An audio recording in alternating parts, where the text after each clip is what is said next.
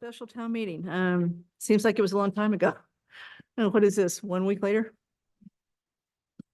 Okay, chair's report. So the chair's, Public comment. oh, sorry, comment. public comment. And Lisa's here. Sorry, Lisa. I did not do that on purpose. So, Thank you. Lisa Braccio, 13 Oregon Road. I'm here speaking as a citizen. I wanted to just take a few minutes, Kathy, and just briefly touch on what took place, the magic that took place in this town this weekend, and share a lot of thanks that needed to go around. So this is one of the avenues that I'm hoping to reach people that may have donated as well, that aren't on social media, that may see. So we all know what happened with Hurricane Helene and the devastation that it caused. And on Thursday, we were hoping to try to put something together. And then Thursday morning, we were looking for a truck. Nothing can happen without a truck.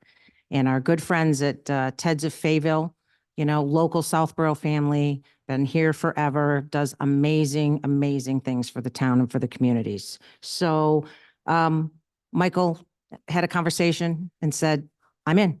What do we got to do? So it just kind of ran from there.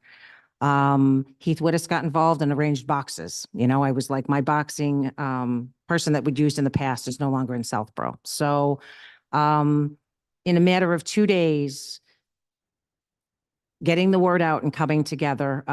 First, thank you to Mr. Purple for quickly giving us use of the senior center. Without that, again, this couldn't have happened. So Saturday morning came, and I'm going to try not to cry as I do this. Hundreds and hundreds of people showed up. People that gave from their hearts. Ted's Towing arranged in the towing community, asking people to sponsor pallets. He showed up Saturday morning with 12 pallets to start us off. The truck was a 53-foot trailer. It was a steady stream of people coming in and out and truly giving from their hearts. We are so blessed and so thankful to live in this town with the generous hearts of all of the people that live here. Everybody wanted to do something, Kathy, but I believe you just need to provide them the opportunity. And that's what a group of us did. So I'd like to thank everybody that came. I'd like to share a little story or two of that, what happened this weekend as well. There was a young lady that showed up who's from North Carolina. Her family was affected. She couldn't get down there to them. Not only did she bring items, but she thought enough of the truck drivers that were going to be heading straight down to bring them a goodie bag with some snacks for the ride. A little girl whose grandmother came earlier in the day. Grandmother went home, told her granddaughter what happened. This little girl went in her room, not only went to the kitchen and took a bunch of things from her mom, but she brought some very personal things to her that she thought somebody down there might need, might be able to use. There was a little Bluetooth speaker that she thought if you don't have power, everybody's finding ways to charge their phones. Maybe somebody could play music that would bring comfort to everyone. So magic truly happened here in Southborough. I know I'm going to leave out thanking people, but I will say happily, the truck left at 5 o'clock. It was filled. 2 hours to go. We were trying to find ways to make the pallets a little bit taller so we could make sure that everything fit in. So many wonderful goods came, so many wonderful people. The truck got down there at 7:30 Sunday morning. I got a call from the track. They went to North Wilkesboro Speedway. I got a call from the woman running it at the track crying. They had a truck that was waiting to go to the western part of Western Mountains of North Carolina for well over a day, possibly leading on to a day and a half. And they were looking for the specific items that she had asked us to collect. So what they did was they brought truck to truck, they loaded truck to truck, and by noontime, that truck was on the way to the Western Mountains. And she emailed me Monday night to say all the items were already distributed as well. who are you talking to at that point? The representative from North Wilkesboro Speedway in North Carolina, Deanna Parsons is her name.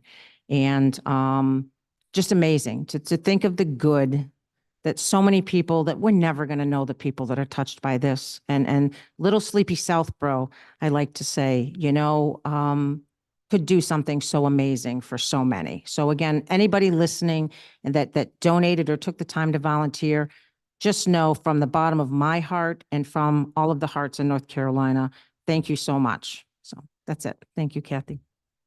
Oh, sorry. One more thing. This was a big one if I forgot to thank this. I'd like to specifically call out the DPW, Bill Cundiff, Chris Leroy, and Tammy Rice for getting the word out and being there for anything that we needed. So if I would be very badly remiss if I didn't say that. Thank you. So Lisa, good job as usual you do. I'll just add to this, that's my neck of the woods. I was actually down there that weekend. And what I still don't think has quite gotten through in what I read in the papers news is that you're talking Appalachia, Eastern Tennessee, Western North Carolina, that's Appalachia. That's hillbilly elegy country. And the people, now Asheville's a little bit different. Asheville's fairly affluent, but they got slammed. But all these other places, these are really mountainous places. There's only, one curvy road up. I mean, I spent hours and hours and hours on those roads when I was in school. So it's going to take a long time. And these poor people that truly didn't have much to begin with, now have nothing. And a lot of them don't have any insurance, especially for floods. I mean, you didn't used to get flood there. So thank you very much, Lisa. This is your forte for sure. So thank you. Takes a good And I'm group. glad you told the story about where it ended up, because I was always worried that because Blue Ridge Parkway's out, I-40's out, so I didn't know how they were going to get the trucks there, but it sounds like they've got it all set up nicely. So good. They did, and I will just add that at North Wilkesboro Speedway, they're working in relation with Samaritan's Purse, the Wilkes County Emergency Management, and actually FEMA staging at the track as well. Yeah. So, and there was some videos that were shared on social media of people that were there to unload the trucks that were just saying, we have enough MREs that we certainly don't need any more of that, but what you sent is exactly what we needed. So, I mean, there's all kinds of conspiracy theories on social media I've heard, and criticizing FEMA. I mean, FEMA is down there doing a fabulous job. well, clearly they're giving them MREs because they don't want any more of those. Yeah. But thank you anyway. Thank you for giving me the opportunity. Debbie? Hello.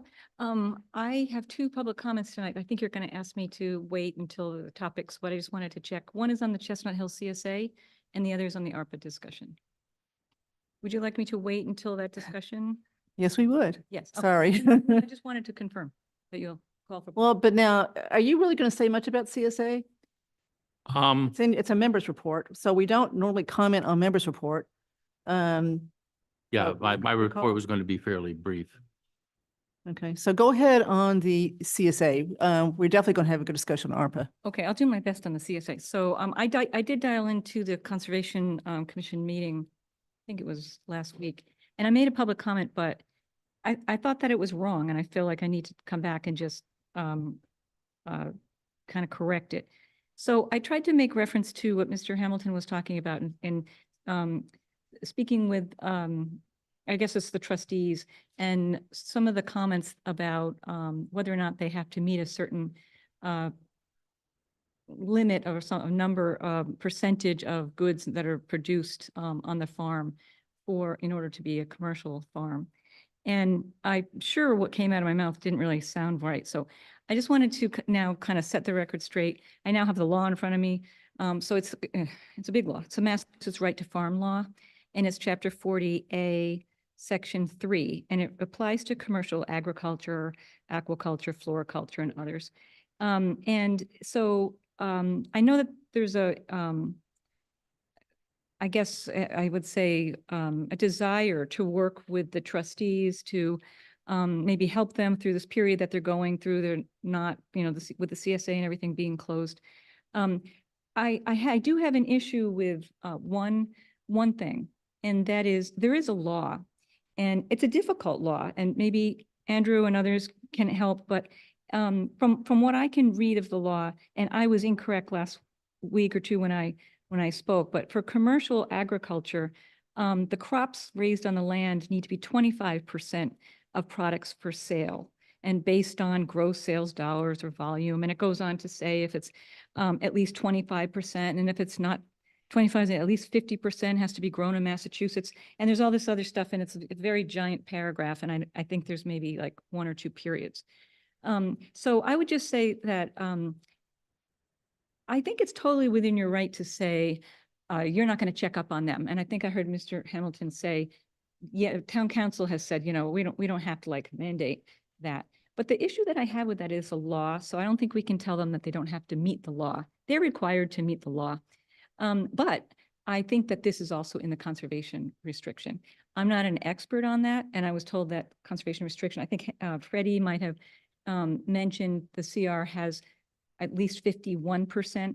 That's a little bit different than this law. This law looks like it needs to be 25% from my reading, or can be supplemented or something with other products grown in Massachusetts to 50%. So I guess my only point is I said the wrong information at the Concom, so I wanted to clarify. I wanted to point to the right section of the law, that it's the right to farm law.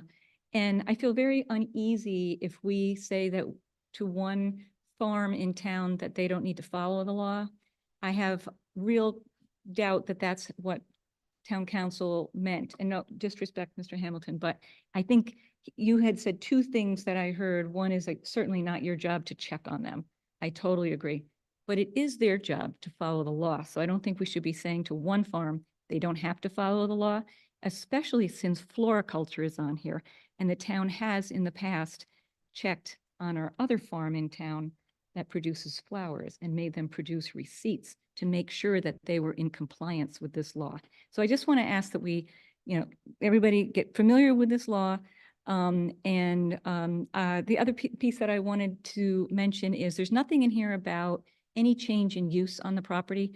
I think maybe the trustees might have mentioned, or Mr. Hamilton might have mentioned in a conversation, a thought about having as a wedding venue or so. Obviously that's not in, they would not be considered a commercial agriculture at that point, and it would be a change in use. That's not covered by this law. So I just wanted to clarify the best that I could and point to that section of the law. Thanks. Thank you, Debbie. So anybody else? No. Right now. Oh, Now, chair's report. I think, wait. yeah. I And thought you were gonna wait. You're gonna I just do want to say something real quick. Okay, all right. I just want to talk about vote by mail ballots. We received the ballots on Friday afternoon and had a tremendous number of people help us prepare 2,525 ballots. All the ballots that have people have requested that don't live in Southborough have all been delivered to the post office delivery. The remainder of the ballots go to the post office tomorrow morning at 5 o'clock, and they will be delivered this week. I have a plea to people who have a question as to whether they have completed a vote by mail ballot. Please call us. Don't submit another one. Don't go online and do it. We've had people submit 3 applications, and the archaic state system requires us to process all 3 individually. So give us a call. Anybody has a question, we'll be happy to tell them where it is. But everybody living in Southborough should receive their ballot in the next few days. Okay, thank you. Just a question, Jim. Can you just say the phone number to call? 508-485-0710, extension 3005. Thank you. Andrew. yeah, so before we get into the agenda, I just want to briefly acknowledge the passing on September 1st of Ray Minucci, who he's passed away at age 91. He was born in Fayetteville in 1932, and he was a Peters High School graduate who served in Korea. And I got to know him just a little bit from his participation in the Southborough Veterans Day ceremony each year. He read the Flanders Field poem to the assembly, and it was always a very moving moment. So I thought it would be appropriate to acknowledge his passing and pass along the board's condolences to his family. Thank you, Andrew.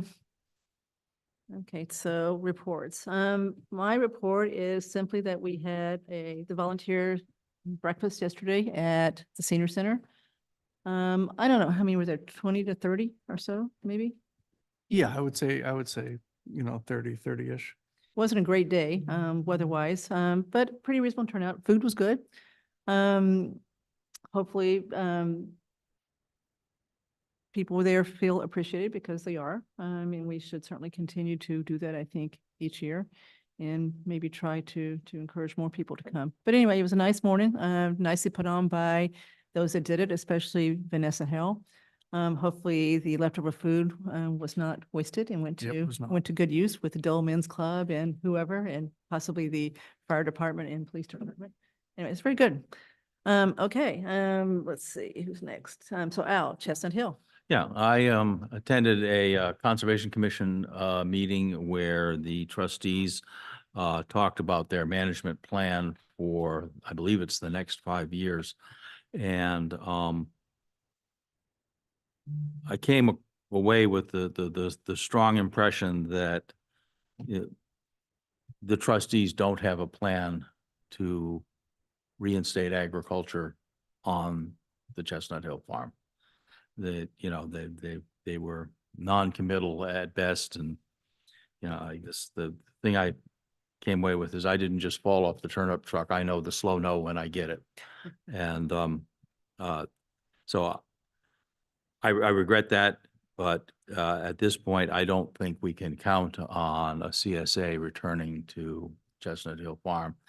And I would think that this body ought to take note of that as we deal with the trustees. Okay, so that's disappointing. Andrew, 21 Highland. Yes, so I want to let everyone know that the first meeting of the 21 Highland Future Use Committee happened on last Wednesday. So I know you're chuckling because we formed this committee many, many months ago, and it's been difficult to appoint the committee. There's a quorum that met of 4 of the 7, and I thought it was a productive first meeting. I think maybe one of the first takeaways was that the group of the 4 thought it'd be appropriate to first reach out to John Parent to get some kind of baseline information about the condition of the building and how that informs what type of recommendations the committee could make.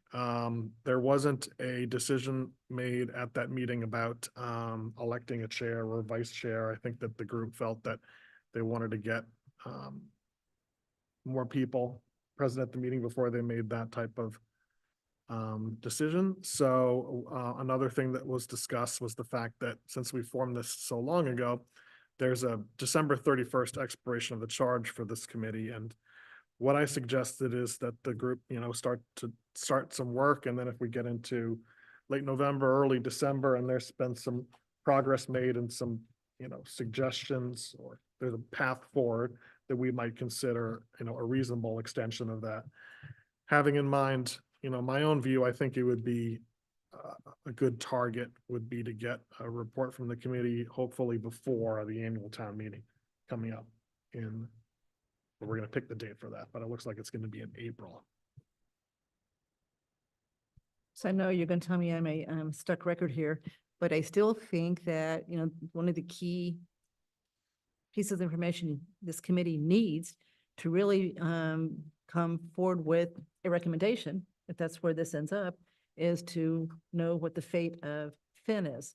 We won't know what the fate of Finn is until possibly May 5th or May 10th, when we have a special town meeting. Because if, that vote is positive and then the following vote at the ballot is positive, then Finn is getting closed as a school.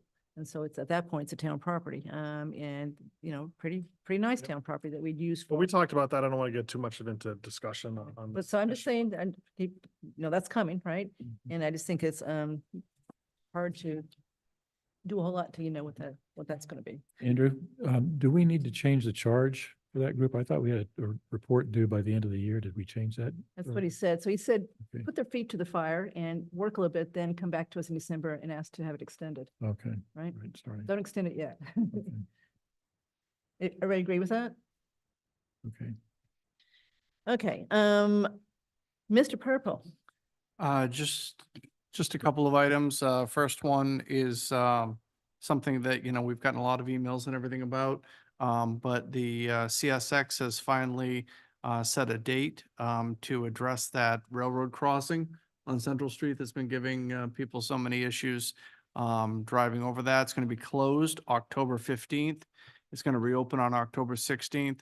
There is a detour that is planned. We do have this up on the website, under Newsflash, and we are going to be putting this up running daily up on Twitter so people can see it and, make sure that it stays in people's memories. But we're glad that this is finally taking place. Second reminder that we're just a few days away from Columbus Day weekend. the ALS won fundraiser at the golf club. Golf club management company has been gracious enough to do this. I think this is the third year to do this. Last year, they raised $4,100. They donate a portion of every greens fee for every round of golf from the weekend. We had great weather last year. Hopefully, we can continue that this year. And this is done in, the donations are made in memory of John Wilson and Brian Schifrin. And just a mention that Brian Shea continues to help to coordinate that. So we appreciate his efforts in doing that. One final item, which kind of dovetails in with what happened at town meeting last week, is that Mass DEP did issue an extension. We've agreed to an extension of our administrative consent order for Breakneck Hill. It is now extended out until March of next year. According to Melissa Danza, they have already begun the work, continuing the work. Yeah, let's see, it rained yesterday. So yesterday, they got everything going again. So we should be continuing to move. If the weather cooperates, we'll be done well ahead of March, but DEP did give us the extension to be able to do that. So we appreciate their continuing to work with us as we work through some of the challenges of that project. All right. Okay, the consent agenda is A, B, C, D, and E. Number C, we're going to move to October 22nd, but I'm going to say something about that after we vote on the other four. So we've really got A, B, D, and E to consider tonight. Anybody want to hold A minutes? I'll hold the 17th. Okay, Yes, and I'll hold the 17th, 4th, and 30th. you want to hold them all? Yep. Okay, let's see. Anybody else for B, D, or E? No? Okay, so I'll make a motion to approve consent agenda items B, D, and E. Second? All in favor? Okay, so Andrew, I don't know if that is tricentennial full again now with Jim Harding being appointed, or do you have one vacancy? No. Oh, you know what, you are gonna have a vacancy, but it's gonna be historic, so. You're right, Blash from is Jim retired. Blash. Okay, so that's the one. Yep. So historic will have to appoint somebody new. Okay, Sam, minutes? Yeah, I've got tiny things on all three. On line 4 and 5, there needs to be a comma after my name and before Marguerite. Line 9-4, line 72, I'd say approximately $223,000 because there's a more precise number later Okay, in the thing. 917, line 154, I'd say other instead of others. And 930 on line 17, I'd say comment on versus present. what was that one? Line 17, comment on versus You're present. on 17 now, Line 30th. but Right. September 17th, Nope, not September 30th. 30th now? 30th on line 17. Okay, the line on the 30th is what? That's right. Comment on instead of present on line 17. All Scrivener's We're not, things. we didn't sponsor that article, so it's not correct to say we're presenting. Yeah, okay. Picky, We picky. we are a picky bunch. That's Okay, right. seriously. Can't help it. I know. Sure Bridget is rolling her eyes. Okay, so anybody else? Andrew? Yes, on the minutes for the 17th, lines 121, 122. I would just end the sentence after address the future of the building because there was no committee work to provide an overview of the present. Okay. Anything else? That's it. Go ahead, Marguerite. This gets so competitive. On the September 4th, an executive session, which would be line 14, Ms. Cook space moved. Okay, we did run. Okay, so space in between cook and moved. Yes, I'll see your comment and raise you a semicolon.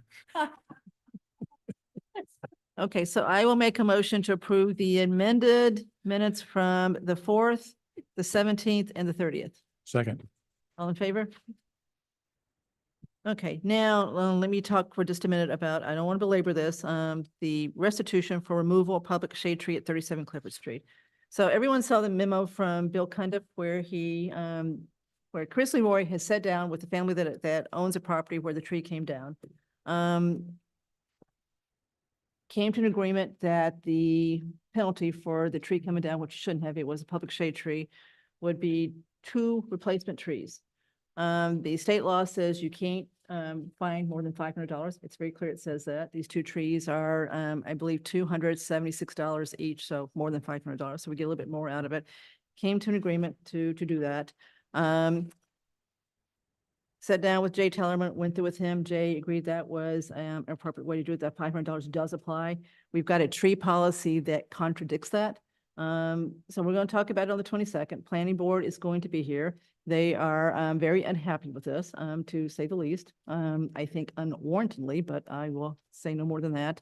So anyway, we'll talk about it on the 22nd. And I said, I talked to Ms. Luttrell today. I said, but we are going to get it done on the 22nd. This is no reason to, this is not something we should spend more than one meeting on. Let's just get it done. But that's a scoop. Now, the one thing that might be changed between the 2 trees that Chris Leroy has recommended using are 2 trees that are already dead in the town. And he just was going to replace those 2 trees with the same tree. And that tree that he has recommended is not on the list of trees that we've got. And that's what Margaret, that's what you've got in front of you, that thing that Katrina sent. So we could change that and make trees that, or we could support what Mr. Leroy recommended. It's our decision to assess the fines, period, regardless of whether it's on a scenic road or not. So we're going to move that to the 22nd, add a deference to Planning Board so they can be here, so they can discuss this with us. Because it is a scenic road tree, okay? All right, so there's a scoop on that one. Okay, next is to basically do a retrospect on the special town meeting from last Monday and Tuesday. So you've got the articles were in your packet as far as what they were, what the votes were, et cetera, to kind of use as a guide here. So I thought maybe we break into some two parts, talk about anything you want to talk about first, and then maybe talk about lessons learned from the meeting, because I think there's probably a couple that are relevant, at least, in my opinion. So Al, I'm going to start with you as far as anything you want to say about special. If you want to talk about any specific articles, go right ahead. Not particularly, other than, I think we really need the clickers to, that would have saved a great deal of angst. The only other thing I'd say is, I thought the noisy room was a tremendous success, and that we ought to plan on either having a noisy room or reserving a section of the main hall for families with children. Subject to some rules, but we got people who couldn't have come otherwise on Monday night, and that's what we ought to be striving for. We're going to talk about that specific aspect of town meeting when we get to where we're going to set the next two town meetings, the special for NERI and the annual, because the special is going to probably draw even more people than this one did. So we're going to talk about that specifically as far as what to do with childcare when we get to there, and know that, yeah, we got a whole lot of compliments on having that room set up, and there were quite a few people in it as far as who went. So I think we did a good thing. We would run up a creek without a paddle if we hadn't had that room, because we had overflowed the main hall. Yeah. Well, the 2 ladies that came and spoke to us about wanting to do that, Mary and what's Mary's last name? Yeah, Mary Tinty and Andrea Hamilton both told me that they were very happy with what we did. So, okay. Anything else you want to talk about as far as any article that? Nope. Okay. All right. Marguerite. I just echo what Al said, that the overflow / family room was a big success, and I hope we can do it every time. That's it. Sam. Agree that the family room was very helpful and we should continue that. Good that we got several things done, particularly the MBTA thing. That was a great thing to get it finished and move on. So not an easy thing to do, but it certainly drew the crowd, which is I guess, consistent with our experience in the past. If there's a big issue, people come out disappointing, but a lot of people left after that, but Yep. that's what it is, so. Anything else? That's it. No. Andrew? I don't have much to add other than that. The clickers must work at the next meeting. It just has to happen. Because I understand it's complicated, but you know, so much time was put into this and it was disappointing they didn't work. And for a lot of people who are there for the first time, we just gotta make sure they work. So I know Jim is gonna tell us about how we're gonna make them work, but just has to get done. Mhm. Absolutely. It is. So, I'll get to that one in a second. I listed a lot of stuff here. I think we've got to avoid going forward a multi-night special town meeting. You know, it's one thing to have a multi-night for the annual when you've got a lot of stuff on it, but, we saw what happened with the second night. Now, granted, that's because the big issue was already dealt with, but that was another pitiful turnout on Tuesday, right? I mean, we barely had the 100, and then by the end of the night, there wasn't 100 there. So I think we really should strive to have an agenda that we know is going to be dealt with in one night. We may not be able to do it, but at least think we can do it. At least set it up in a way that it looks like it should happen in one night, so people don't think they've got to come out. two Remember nights for in a row. the special town meeting. Yeah, I'm talking special now, not, I'm talking special. When you're doing special, if you're focused on one big thing, don't, muck it up with a lot of stuff. We can't control citizens petitions. Although just for the record, I did ask Ben Smith to please, consider indefinitely postponing Article 10 because I thought that would help us try to get through. I was trying to see if we could get through that first night, right? But they wouldn't do it. So I think we really need to try to encourage, citizens petitions, to try to resolve their issues in another way and do this in a way that, hopefully we can get people to come for one night, but when they come for two, that's a pretty heavy lift, right?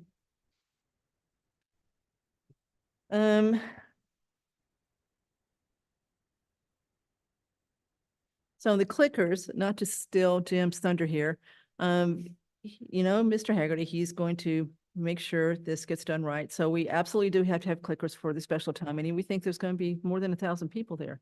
There were for the Algonquin vote.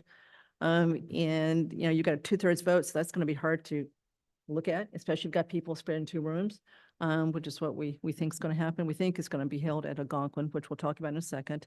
But I know for a fact, because I've talked to Jim, that he has already gone to great lengths to make sure that the clickers are going to work and be expected to be used at that special town meeting. As far as articles go, I'm surprised you guys aren't saying this. I thought that we had a good night. Look what we got. EDC coordinator full-time for the first time in all these years, right? Think of all those negative votes and get rid of the budget. And finally, we got that done. I think there was a lot of people happy with that. We got the second lieutenant. We know that we made Chief Newell happy with that. And I don't think one person voted against that. Although I did say that to Sean McCarthy, said, yeah, there was one person in the very back that voted against it. But seriously, to have the whole hall vote for something, that's pretty unusual. So I thought that was great. I thought Al did a great job on the rec, and that was an overwhelming vote too. It wasn't close, right?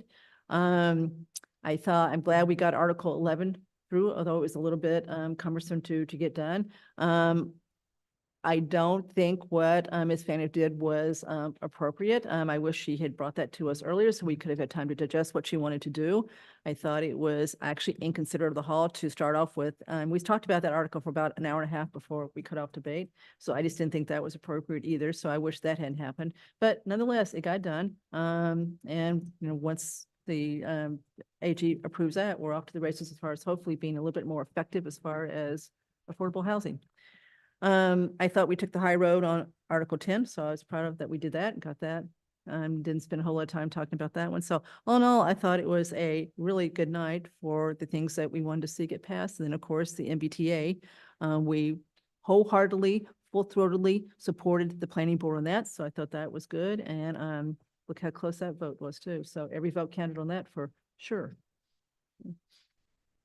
Anyway. All right, anybody else want to say anything as far as lessons learned or an article? Okay, all right. So we're going to talk about the next two town meetings shortly as far as dates go.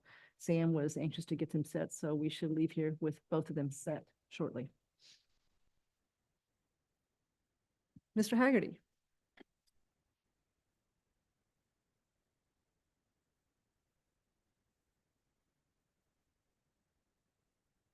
Clickers,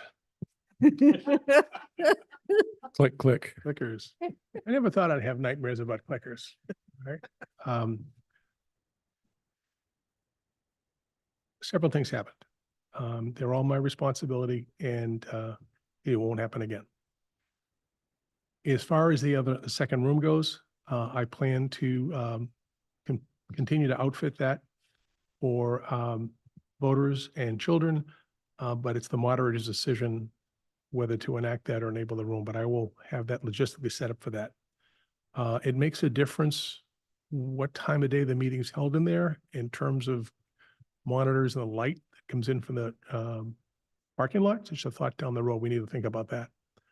We didn't have enough clickers to make all this work. We're about 600 clickers. And the largest meeting we've had in recent memory was in 2001 at EMC. We had over 1,000 people. Since then, we've had one meeting with 600, one with 500. You know, the Burnett House and then the golf course. And then we had these 600 and some odd people come in here. The math doesn't exactly work exactly that way because the way the system works to ensure the integrity of the voting, so that if you're using a clicker in the cafeteria, it doesn't talk to the receivers in the other room and vice versa. So we had to designate 100 for the cafeteria, which only left us 500 for the other room, and that meant we had 58 adults, 58 voters, and 15 children in the cafeteria. So that meant we had a remaining 500 clickers for 553 voters. So we have to do something on the math. I'll look into that for the spring, and I'm probably going to try to buy some clickers just to make that work. So long-term for that. We can rent them at $10 an event, or we can buy them for, I think, $35. Anyway, we'll address that down the road. The second night is what in the technical world I've told some of you they refer to as an ID10T problem. And if you spell it, yeah, write that down for a second. Will you, Ms. Purple? Write an ID10T. ID It spells idiot. T. ID10T. Yeah, it's what tech people called an idiot problem. That would be me. I spent 6.5 hours testing 300 clickers. I did everything under the sun. They worked perfectly. And I tested them 25 at a time. Beautiful. Everything was great. What I forgot to do at the end is reset the ones we're testing to be all of them. So when we did the voting, it was only looking for clickers 1,276 to 1,300. Well, we issued the clickers starting 1,000. It was as simple as that. So, you know, the moderator said, okay, we're not going to use the clickers. And he started his speech. I went back to my seat. I realized immediately what I did. I tested it twice, went back up to him, said, hey, the clickers are good. But unfortunately, people had, we had started returning the clickers, so we're no good. By the way, we loaned the clickers to Northborough last night. They used them. They had a big meeting with 600 smart people, and they worked just fine. So the vendor, who typically charges $4,500 a meeting to come up and run all this and do the wireless surveys and all the other good stuff. Most towns actually pay them that kind of money. We don't need to pay anybody that kind of money. They're going to come up for free at our next meeting. So that's all good. In addition, Matt Probst has offered to help. So Matt's going to walk through this from the MTC. It's always nice to have a guy with a PhD in computer science in your hip pocket. So they will work fine. We will test them 8,000 different ways. And I understand it's significant that as Mr. Dennings has said, this has to work perfectly and we move on from there. There are some operational decisions the moderator is going to have to make. Mr. Hamel talked about perhaps letting children in the main room. That's entirely up to the moderator. You know, what do we do if somebody has an orange lanyard clicker? They go into the cafeteria. Do we allow them to switch clickers to go in the other room? We work out the logistics and all that other good stuff. Just to jump, not to jump ahead, but the comment about the special town meeting at Algonquin, I've already made inquiries about renting those or borrowing those.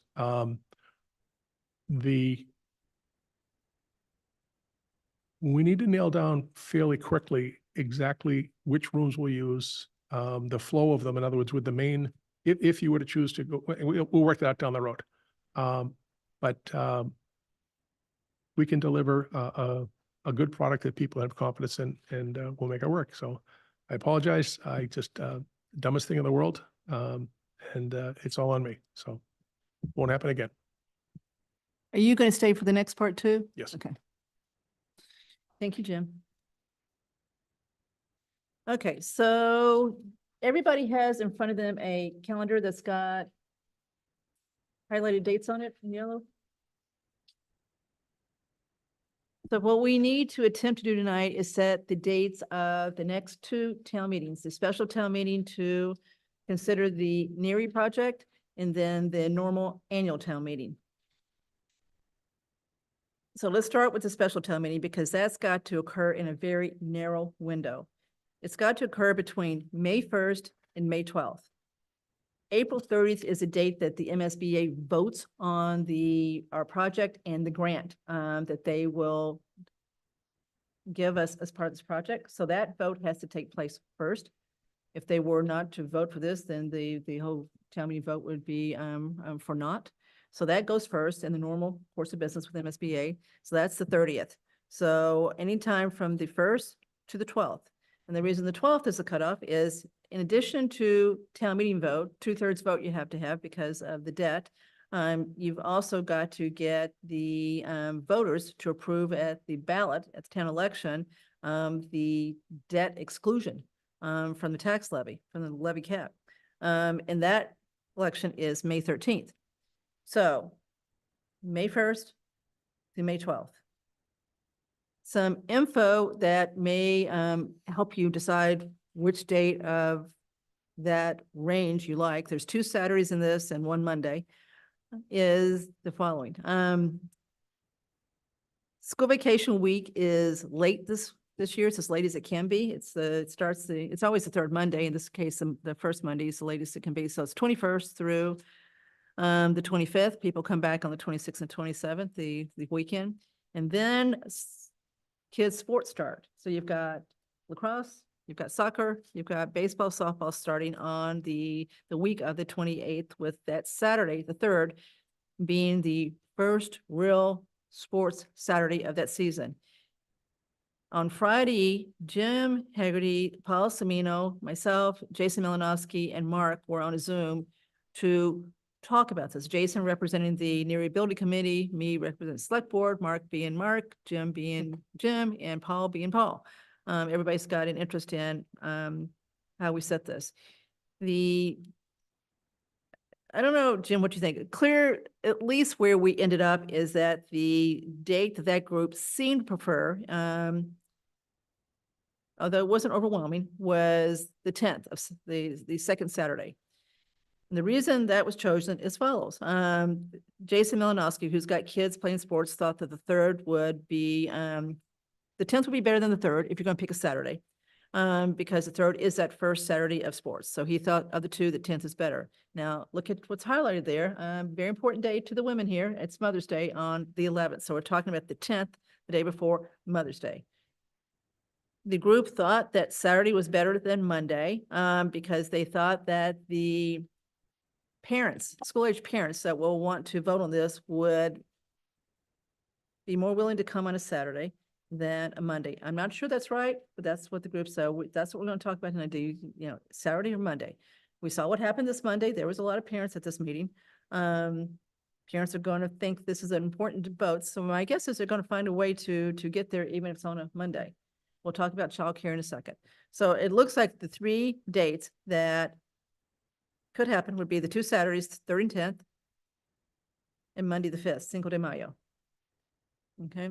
If we pick a Saturday, the group thought it should start fairly early, 9 o'clock, so that if it's over with by 1 o'clock, the afternoon is still open for sports. It hasn't taken the whole sports day away from that.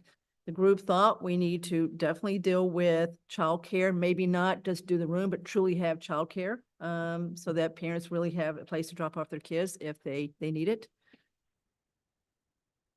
The group thinks that this meeting will not fit at Trottier.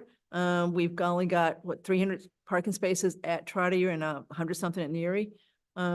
Yeah, maybe 2 people come in a car, but it still seemed like it wasn't going to work. Jason Malinowski said that when he got to the special town meeting on Monday at 20 minutes till 7, he still was parked way down in Neary. So he had filled up that fast. So we think that Algonquin is the better venue for this. They seat almost 1,000 in the auditorium.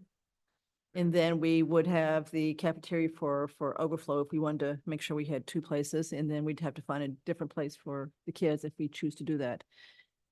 The group, Paul said the childcare is select board's call. I don't know why. That's select board's call. To me, that's a Paul Semino call and maybe a Jim Haggerty call. But anyway, we'll talk about it and see what you think. But anyway, so the goal tonight is to set that first and then talk about when to do annual town meeting that doesn't squash them so much that we make people mad because they had to come to so much in a short period of time.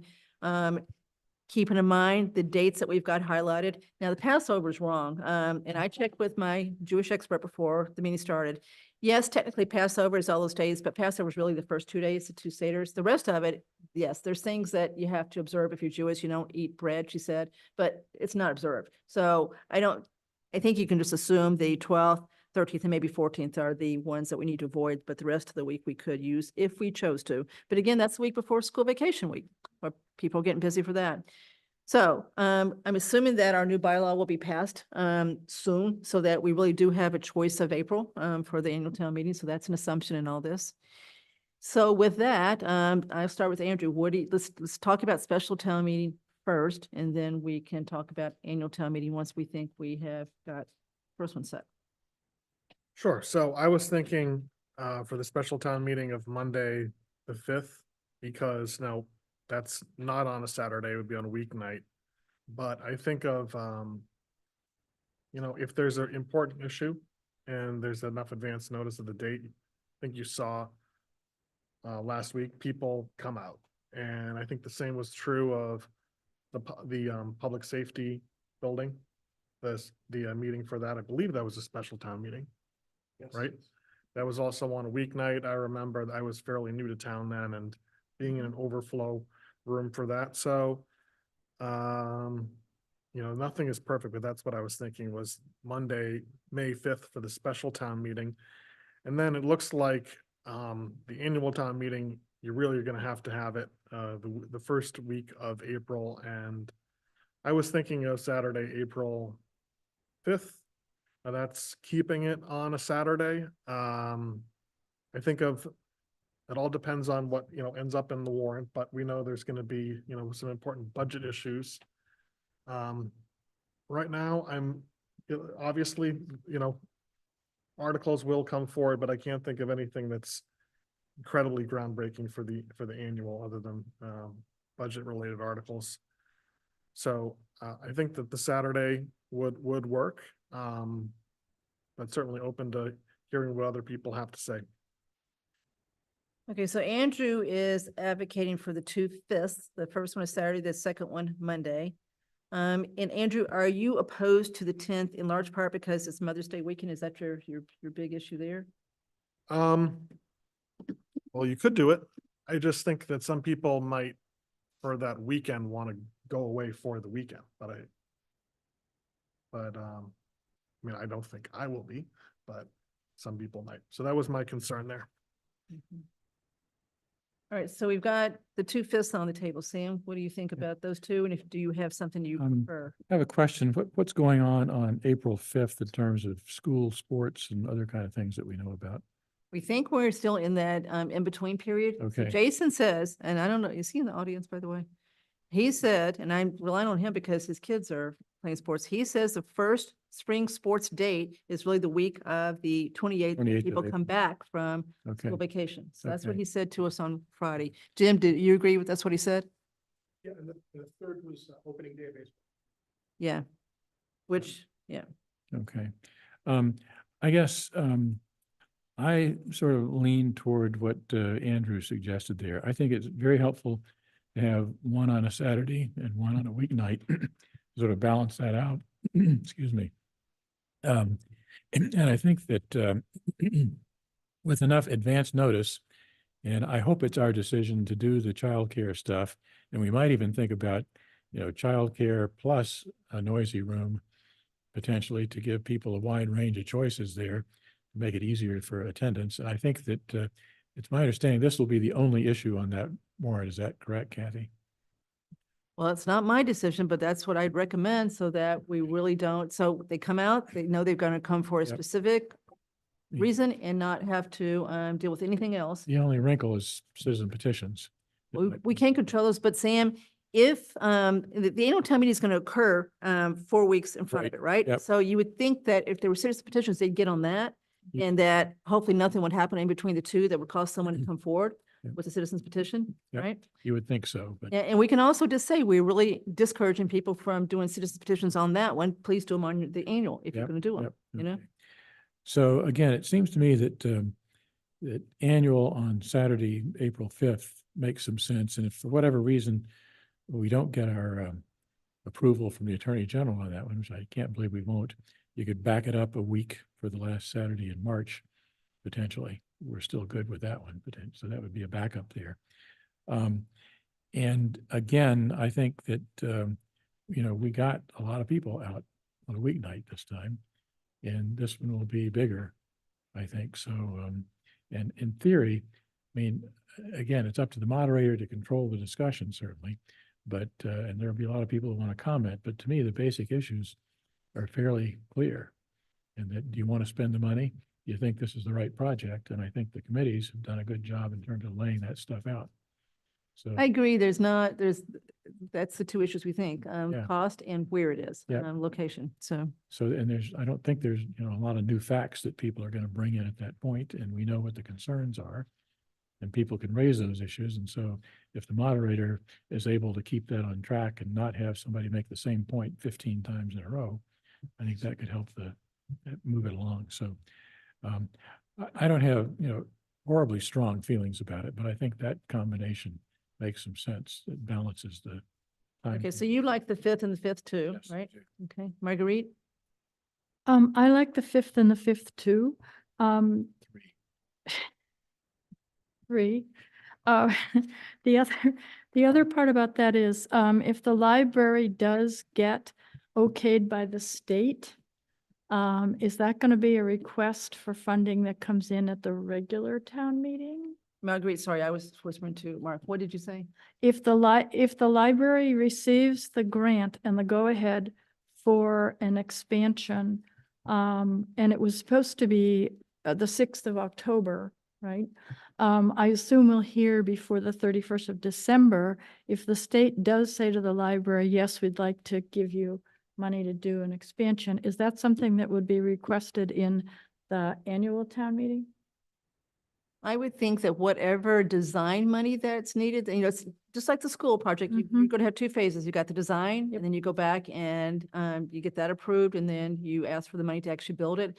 So I think at the most, you already got $150,000 of money for design. I don't know what else the state's going to give you for that. So if you need money for the design, yes, I would think that would be on the annual town meeting. This is going to be, I think, an ask for the actual Construction amount? construction. Well, you're not going to have a design by then, Yeah. I think it's sort of, okay, that's true. right? That's So you true. got to get it All right. designed and So, get that so approved. that would be like a year from? I think so. All right. Or another special at Oh, some point. thank you. So I don't. Okay, okay, just clarifying that. Probably better not to have that annual meeting before the school thing. That's my thought. Agree. That's totally my thought. But I don't think it would, I don't think it could Thank you, possibly Chief. happen anyway, Sam. Anyway. You got to go through Yeah, the I don't think so either. design, which is, you know, in the case of Neary, is we've been at this for, you know, almost a year. We've got another year to go. So it takes a Yep. while to get that Yep. part. All right, part of it out of the way. okay. I just didn't want to be like stepping on the toes of, okay. And the other thing that struck me is almost every town meeting that I go to, there's a half an hour or 45 minutes before the hall fills up. And so if we say we're starting at 6:30, we get going at 7:15. I'm thinking for this whole discussion for the school, it's probably going to be at least 4 hours of back and forth before everybody feels heard. That's going to put us at 11. Well, we Can can we also talk start- about starting at 6. Yes. Okay, that. We start earlier because because people are always trickling in. Hey, Jim, the trickle in that occurred last Monday, was the line there because we didn't have enough checkers or people checking in, or just because people showed up so late? Both. It takes substantially longer to issue the clickers. That's something we'll address and move forward. But there were other people out there. So what we will do moving forward is that if the meeting starts at 6 o'clock, we will identify who the last person in line is at 6 o'clock. And the moderator, what he's done traditionally is to start the meeting when that person checks in. Can I just jump back and talk about the daycare thing for a second? Yes. Childcare. What I meant to say is that you have the right to designate the rooms, and I'll obviously have that other room set up. But because the moderator defines the bounds of the hall, the moderator is the one that says, I'm going to count the voters in this room and not that room, kind of a deal. You can do anything you want. I didn't mean to say that the moderator has to approve that. That's not what I meant at all. But I just have a question about something. If you're looking at starting this on Monday, May 5th, and again, we have a capacity in the seating capacity in the Trotter School is 505, and say another 800 or so, give or take, in the cafeteria, in the auditorium. In the But you gym. only have, you're only talking about, you could put 1,300 people in there, but you only have 300 and some odd parking. It's not going to fly. So you have to go to Algonquin, and they can have 9 and change in the auditorium and probably another 1,500 plus in the gymnasium. So plenty of space there. But now you're talking about people with young kids going all the way over to Northborough on a weeknight. That's going to impact your attendance. What I had from my observation over the years, there's 2 groups of people that are in limited attendance at town meetings. Those are the people under age 35, and those are the people above age 65. It's a misnomer to say that people above 60 got to go to town meeting. They don't have to drive at night, and they get out of there as quickly as they can. So if you decide to do this on a Monday evening for the special town meeting, I think you should consider that would be an impediment. Now you're talking a 15, 20-minute drive from somebody from the precinct 3 to go over to Algonquin with your children and everything else. It's going to have an impact on some people, but that's your call. Throw that out to you. We heard that when we did the May 22 town meeting at Algonquin, we heard that there was criticism that people had to drive there, so that we did hear it. But I think driving there on a weeknight versus a weekend is a different animal with the kids. Mhm. What do they talk about with the young kids? My grandchildren, she's out of control, cuckoo clock before she wants to go to bed, the bewitching hour or something like that. Been a lot. I forgot, my kids are like grown. I've forgotten how that works out, but there's something to be said for that. Okay. What's the downside for May 3rd again, the special? It's the baseball opening season, their day.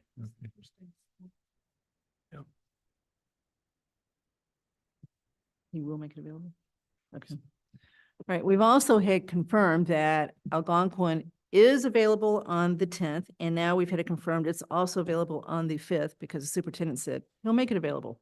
So we've got a choice as far as Algonquin on either night. Okay, so Marguerite, any other comment before Al weighs in here? No, but I'm seeing apropos of what Jim said, that you might get a different population of voters if you were at Algonquin and it was a weeknight because of driving in the dark, even though daylight savings time will be in effect at that point, right? Mm. So they'll go over when it's light, but they'll drive home when it's dark. Okay. Boy, that's a tough, So does that argue for the 10th? yeah, that makes During a the case day. for the 10th. Al, Oof. I'm going to make a little trouble. go ahead. We're scheduling a special town meeting, and with all due respect to the chair, who has tried to keep us abreast, this board has never even received a formal presentation on the Newry School. And I don't think that's a good way to run a railroad. Regardless of whether you think about the merits, I'm actually quite concerned about the lack of information. I've been on the website. It's nearly useless. And I mean, I'm going to go along with whatever we decide, but I'm going to just note that we've never really discussed it. We've never had a presentation on the Newry proposal, let alone, a discussion of its merits, the options, the issues. And yet we're scheduling a vote.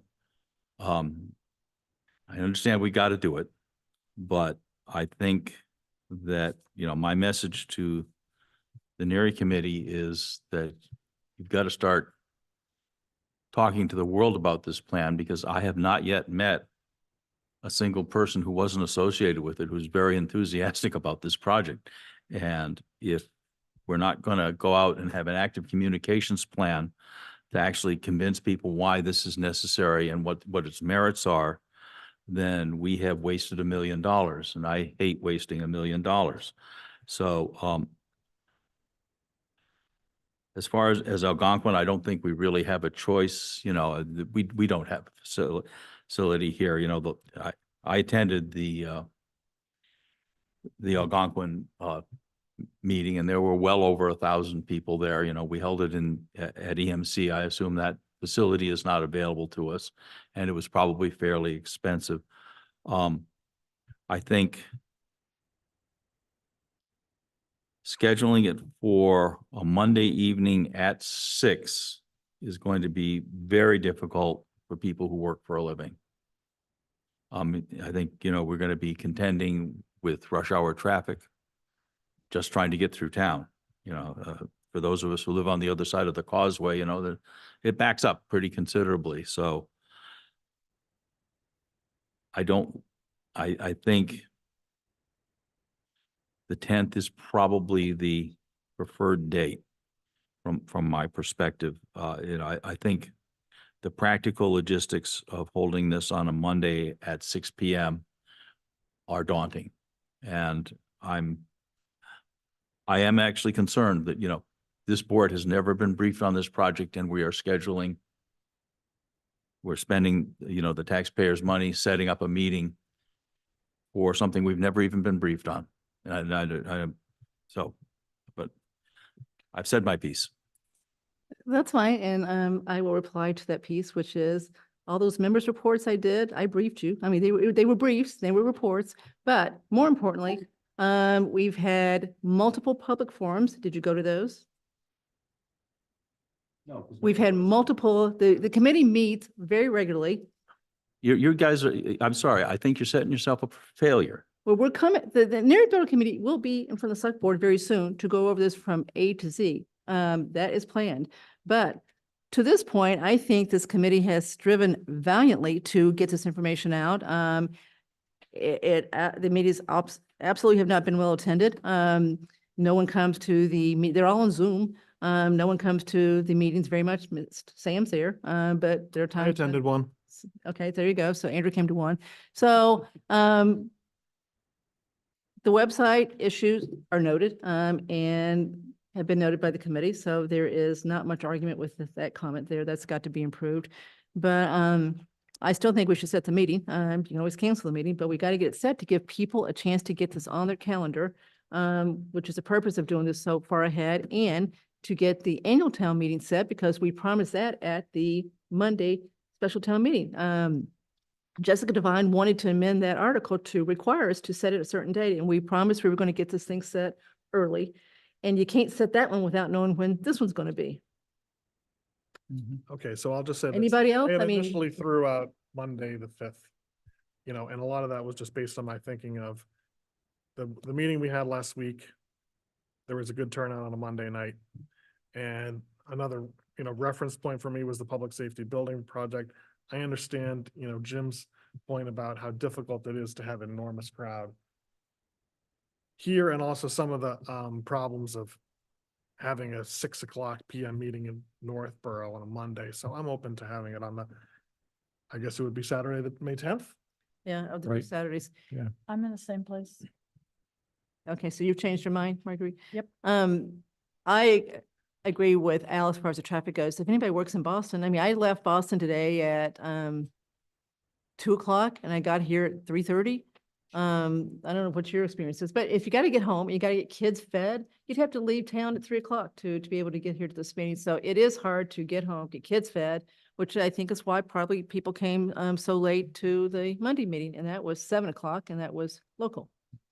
So I still want to hear what everybody said first. I didn't want to put mine, but No, because I had the yeah. preview of what others thought on Friday, so I would support the 10th rather than the 5th.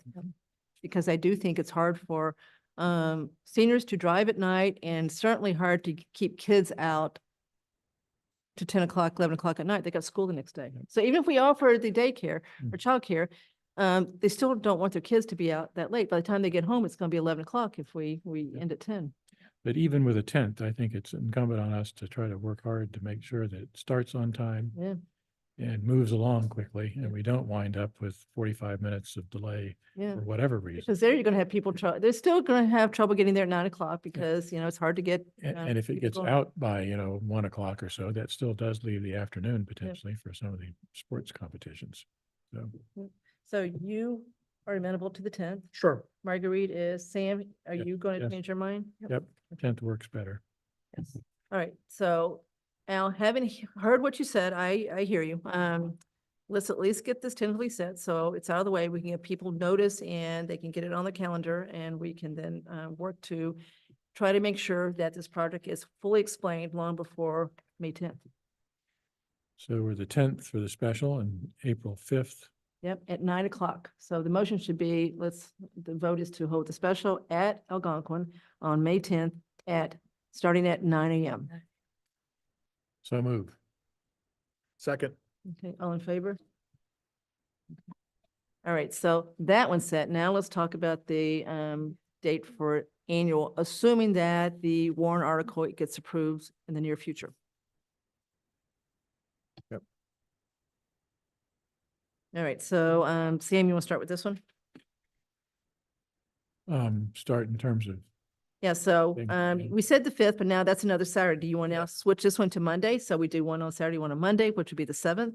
Or do you want to keep this one on Saturday? remind me, was there a problem with the 7th? No?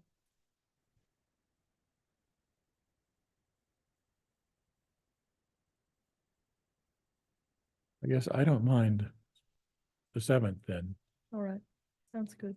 for weeknight, again, with childcare and noisy room and all that kind of stuff. Yep.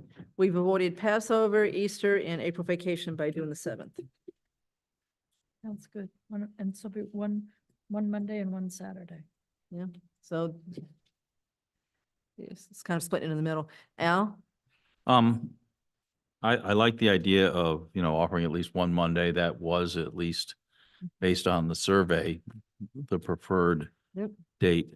I will make one other, I'm sure I'm going to get into big trouble for this, but we worry about interfering with sports, but in fact, the fields are under our control. I'll leave it at that. Yeah, but I don't think there's any sports being played. No, this week, was so I think- related to a Saturday meeting. Special town meeting. Yeah. Yeah, Yeah. that, So, I think I'm okay with Monday, the 7th. I think Okay. that's good, yeah. Andrew? That's fine. Okay. All right, so vote on Sam, it? can you make a motion for the 7th to be the date of the annual town meeting started at the normal 7 o'clock? sure. I move that the annual town meeting for 2025 be April 7th at at Trotter, as usual, starting at 7 PM and continuing to the 8th if necessary. Necessary, yep. Andrew? Sounds good. Okay, all in favor? All right, so we've at least put clarity around those dates. Jim, did we miss anything that you can think of?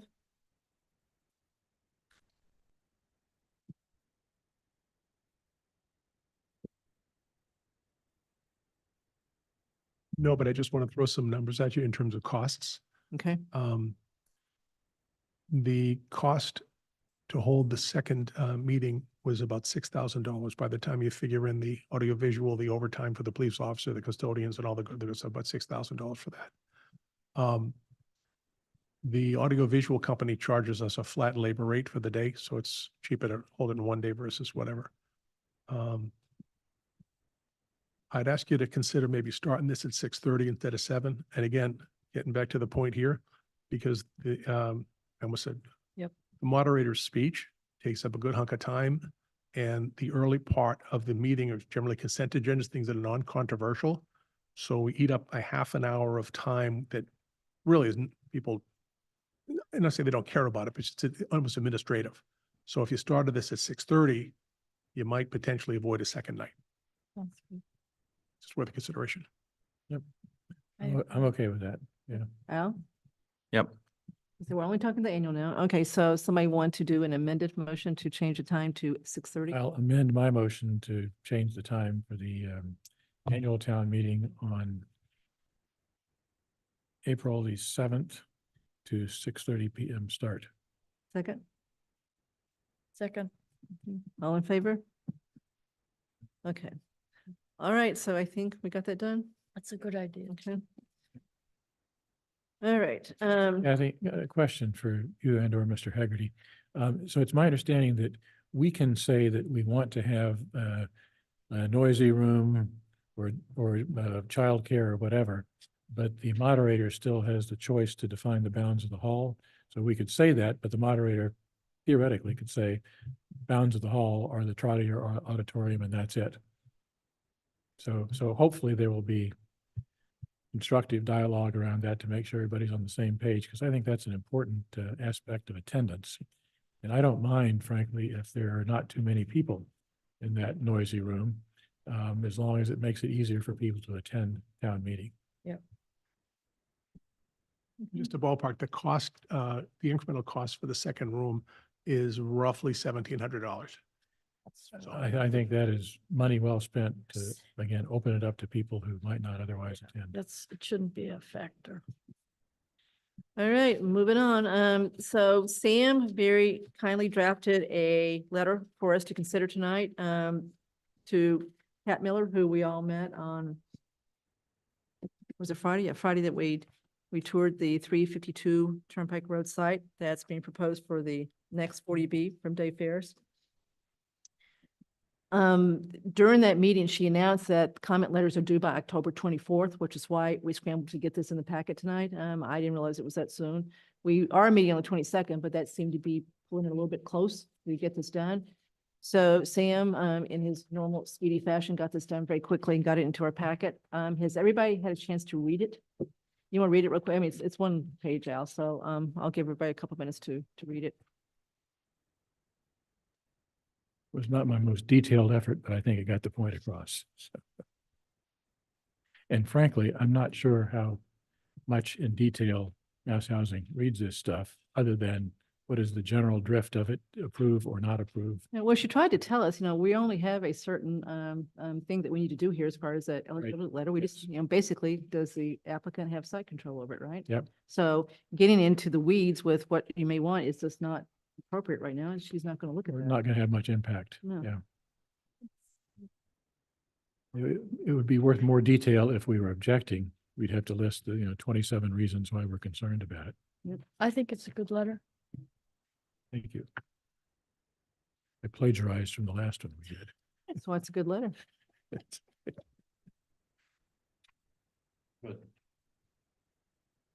I don't have an issue with it. And It's- there are a few things I bracketed in there. I think as I recall, it is 60 units. I wasn't positive. It's about 60. I don't know if it's exactly 60. Yeah. So, And also, I'm not sure of the development group. The last time it was affiliate was FD 120 Turnpike LLC. so you're Which guessing they- that's what it is? I'm guessing what that is, so we need to check. It's developed- Okay, so who's signing the letter?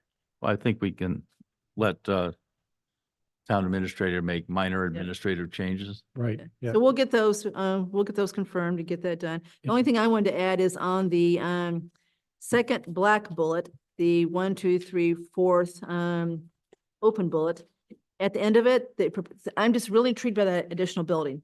And we said this too in front of Dave Ferris on Friday, or at least one of us did, I did, I think. The proposed additional building on the site can provide some local services within walking distance for residents. I just want to add, including senior citizens. Sure, 3 words, including senior citizens. yep. Okay. Which is exactly what I said on Friday. And Other than that, I so- thought it was well written, very well written. Okay. Thank you to the prior author. So Mark, can you check to see who the development organization is there? Is it, again, FD 352 Turnpike LLC, or does he have another LLC that's actually filing this thing? Make sure. And then how many units the right- exactly? Right reference there. Right. And then, as long as 60 units is close, again, confirm that that's the number. All right, those 2 things. Yep. Oh, that's right.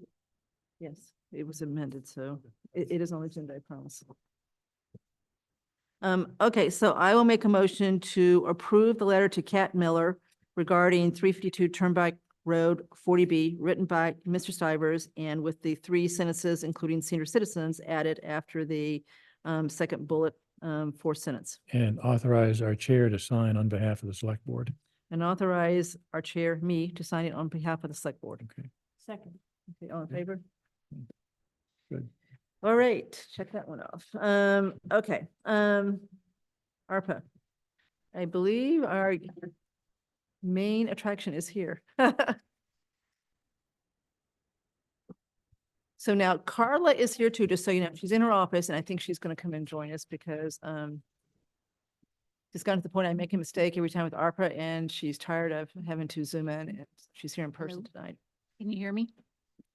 Get Do it close, again. close to the Can mic. you hear yeah. me? Yep. I'm as Not close really. as one can get to the That's mic. good. That's good.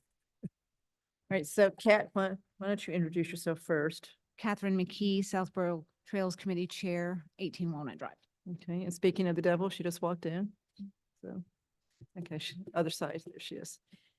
Okay, so, it's October 8th. We've got to December 31st of this year to ensure that all ARPA funds are totally committed.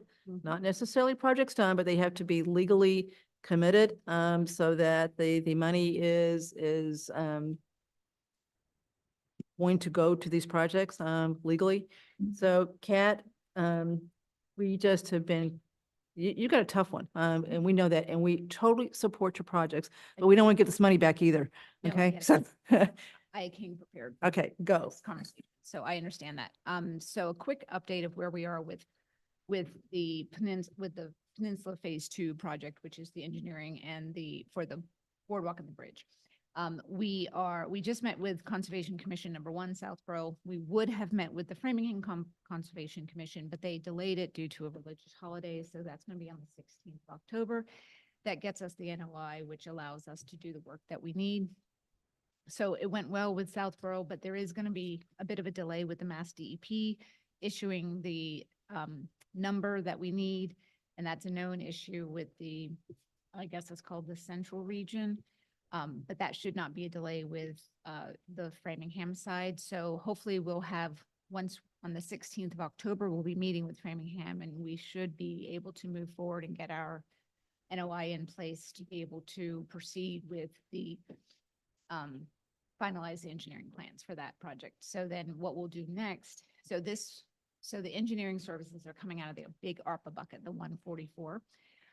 So what Carla presented as a final number did not include one invoice that we just.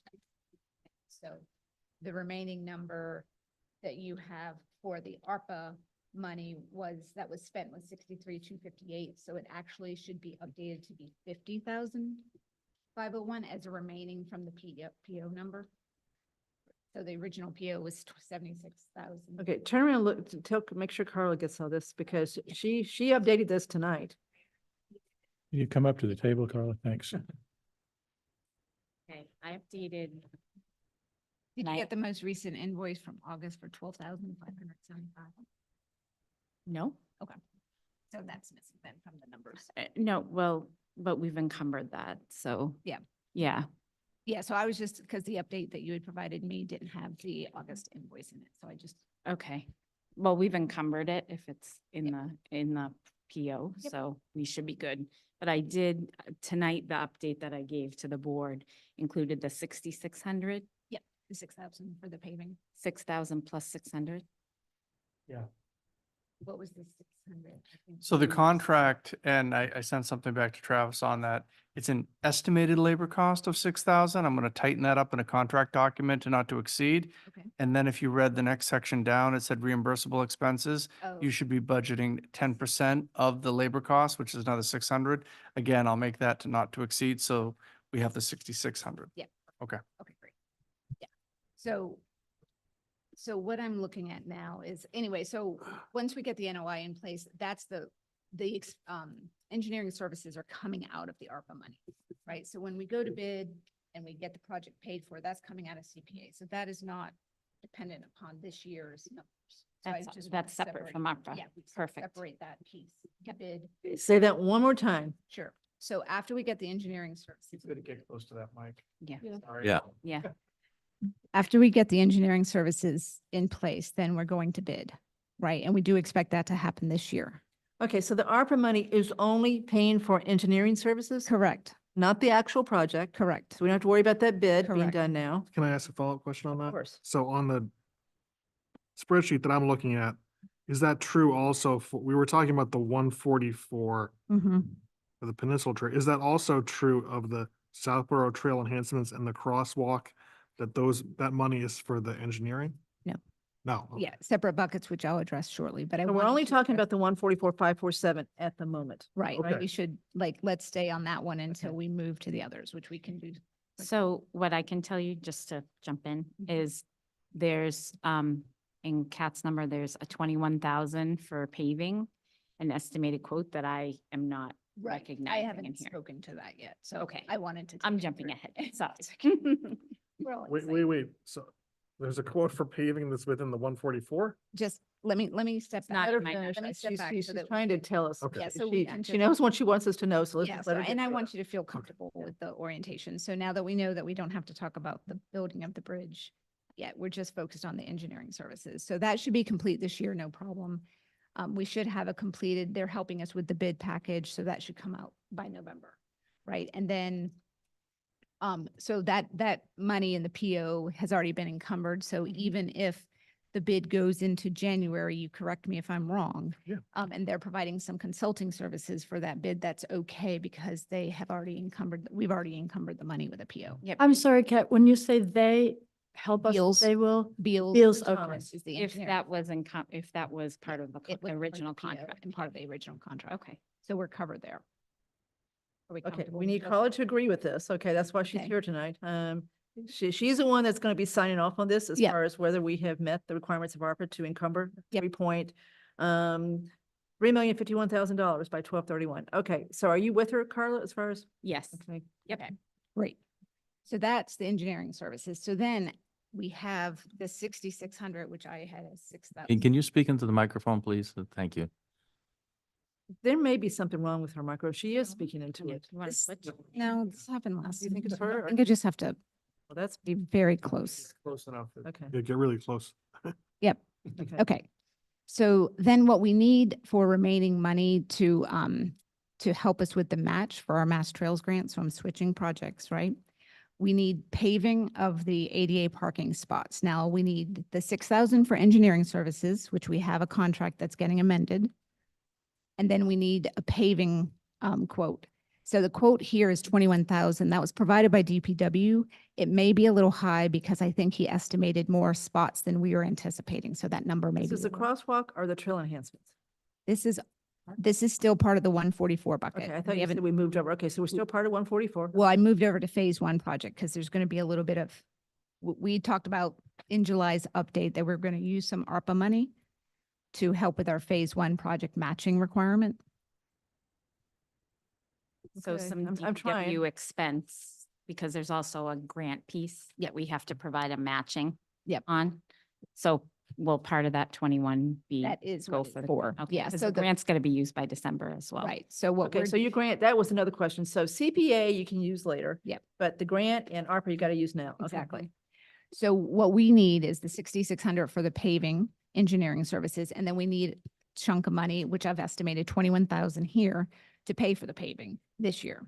And that will help us meet our match for our grant. Okay? Okay, Are we all on the same page? Can I ask a follow-up question? yes. Please. Okay, so you actually have to do the paving by the end of this year? Or contract for it or do it. So we need to have a contract for it, but I how do need we it. contract with ourselves? Actually, I need Already to applied. have it done. Maintain the grant. I need it done. He's asking about the grant now. Do you have to have the paving done to get the grant? Yeah. to We match. What's need being paved again? 2 parking spots for ADA for the, In that area to the north of. And when do you Route plan on doing? Hold on now. Let Andrew finish his. The 2 ADA parking spots that are being paved, it's, at Central Street and Route 30, where we put the parking spots in. okay. All So right. it's 21,000 for 2 parking spots? I clarified that when we got the original quote, I think it's a little high because Bill had estimated more spots than we had. And I think he was providing a buffer for us, so it probably won't come to that, but we can get the So quote to. people. again, it's to the south of Route 30 and then you walk across it. To the north, North, north of Route okay. 30, yeah, up All right. that little driveway there. Yeah, that little driveway that's. Where we did the I history get it. walk, and I think you joined us on the Yes, history that walk. was a long time Yes. ago, but I did, yeah, that's right. You Yes. can't So park there now. You Just can, admit, there's some, Feels kind of illegal to do. well, it feels illegal, but you Yeah. can park there. Tight, yeah. Right.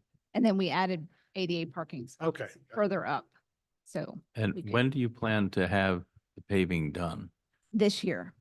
So The paving season is coming to an end. So, you can't tell us a date or an estimated date. I can give you in a week an estimated date. But again, ARPA doesn't tell you the paving's got to be done. The grant says it's got to be done? Yes. Okay, so It you has- literally have to spend the grant this year? Yes, Okay, so it's not just committing like this with ARPA. You got to spend it. correct. The work's got to be The done. project's going to be done. Okay, by the way, Bill Cunver's online too, if we've got any questions for him. Okay. So obviously it's not our DPW doing that. There's an outside contractor doing that. Yes. Okay, so, but Al's right, that the paving system, paving season is definitely coming to a close, so. Yep. Bill's listening to this. Okay, Carla, we didn't say much while you were gone. Okay, I heard it in my office. All right. I'm caught up. I just wanted to get my sheet as well. Al, did you have another question? No, I mean, I'm concerned that, we're at the end of the paving season and you can't tell me when the paving's going to get done. Okay. I keep being the guy that has to deliver hard messages, but So maybe we. This can is not a firm that clear up with presentation. Bill this week or? Well, it's not Bill, but I'll confirm with quotes this week. Yep. Or in the next week. It's not going to be this week. you're not leaving me with warm and fuzzies. I mean, worst case is that we don't get paved. We lose the grant money and we got to deal with it next year. That could be a worst case, That's but what- I'm not looking at that as. the worst Unlikely case at maybe, this but moment. that Yeah. could be the worst case. Yep. So what's left in the grant to spend is 16,743. Yes. And we're doing that with the signage that we're putting in. So you've got 34,000 spent. So you're going to get that, right? We already got that. Okay. Yep. we All did right, it. so you've gotten reimbursed for that. Okay, so now it's a 16 it's only 16 that's at risk right now as far as getting the paving done. Okay. Okay, so, again, before we lose track, we're trying to make sure that we're trying to get Kat to convince us that she is going to have all of the ARPA money encumbered by 12/31/24. That's our goal tonight, is to make sure. Right. But I think I'm going to bring back to you that I think you're going to be able to take some money back for another reason, which we'll get into next. Okay, when will you bring that back? Because we are Right now. truly running out of time We to. want to talk about. it We've got a whole list of projects that are in Yeah. line. So we've got the projects. Well, Okay. let her finish. Let's She's continue got- then. yeah. Okay, Are you ready? yeah. Okay. sorry. So what I'm proposing, so we talked about the crosswalk, right? And this is the information I now have on the crosswalk after meeting with Mass DOT and with talking to the engineers about what it's going to take to get a crosswalk in place. So right now, the timeline for the application process isn't going to work to submit a full application to DOT. But we do have estimates for engineering services to do a study, to do the initial study. So you basically do the traffic plan, the plan concept, prep for the application, do all the details, get it ready. So the question before the board, so we could do that potentially this year, encumber all the funds that we need to do that study and have everything ready to go. And then what we could do, because we won't be able to do the full project this year, is forfeit the remaining funds. And then you take those and reallocate to other projects, right? So the question before you is whether you feel comfortable if, by the next select board meeting, I can provide you with proposals ready to sign for the engineering services, and we have a commitment that that can be done this year for, I think, the approximate amount. Let me just take.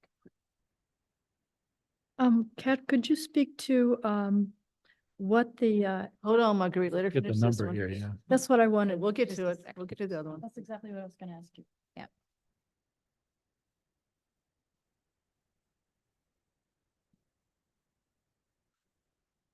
Yeah, so for 22,000. So basically, Beals and Thomas portion would be 5,000. Vanessa is the traffic engineer for 15. So it works about 20,000 with a contingency of 2,000, so 22. And I would have a firm number by this next select board meeting. So that's the question before the board. If you felt comfortable moving forward with doing engineering services for a crosswalk, then we could do that. The only issue is, which makes me a little uncomfortable, is we still don't have an MOU with Sanofi, and that commitment, I think, is important for the town before you commit funds to ensure that we're getting a parking for the commitment of the crosswalk. So if we don't have that by, say, the next select board meeting, which would be commitment from Sanofi. Sanofi, Okay. and the proposals in hand from the contractors for the engineering services, then it's a no-go.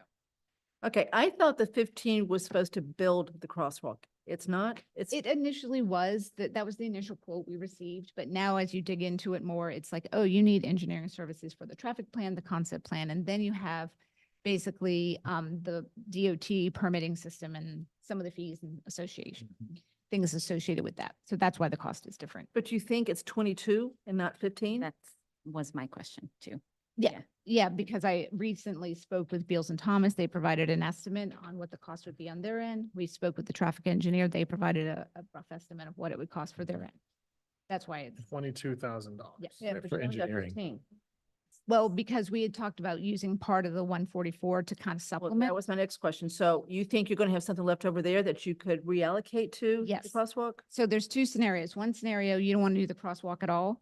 So you reallocate 55,791.50 back to another project. And that's going to be the remaining bucket after. 55,000. Where are you getting 55? 55 is basically, well, it's going to be off by 600 because I didn't have that initial 600. But it's basically if you use the 6,000 and the 21,000 that I need for paving, you take that off of Carla's initial number, or she had the 6,000, but you take it off the initial number. You have a remainder of 40,791 In the 144? in the 144. Then you add that to the 15 and you get your 55. Okay, Yeah. so it sounds like we've got two choices, right? We're going to get $47,000 back from the 144 regardless, right? With what you just said? If Okay, you don't go with the crosswalk, you. right. So we either take it back or we allocate $6,000 or $7,000 to the crosswalks to get the engineering done. Or at least It's 20. 22,000. encumbered, right? So I said, so 6 or 7, I said $6,000 or $7,000 from that. She's got 15. Oh, I see. I see what you're saying. You're adding to the 15. Right. Okay. Yep. She's right. Right, so she gets 6 or 7 from that, so we still would have between 30 and 40 to use elsewhere of Yeah. ARPA money, Yeah. right? Roughly 34. Okay. So really, all you've got left to encumber as far as the 144 is the paving? The 21,000. This 66 and, well, we've got the 6. You got the 66, I thought, yeah. taken care of, right? You got a contract for Oh, it's 60 or come- 6. Yeah, it's not quite finalized. Yeah. Dangerously close. Yeah. Mhm. So do you two believe we're going to have a contract for 6 in the next, okay, so it's only the 21 that has to be dealt with. But, And that's estimated, right? yeah, Mhm. But I can have so the thing is, if you wanted to give a week or two for the next select board meeting, if I can't come up with the contract and something that you feel comfortable with, if that were appropriate for you, you could then reallocate it at that time if I've not been able to come forward with the final information that you need to feel comfortable. okay, because you need, in addition to the 20,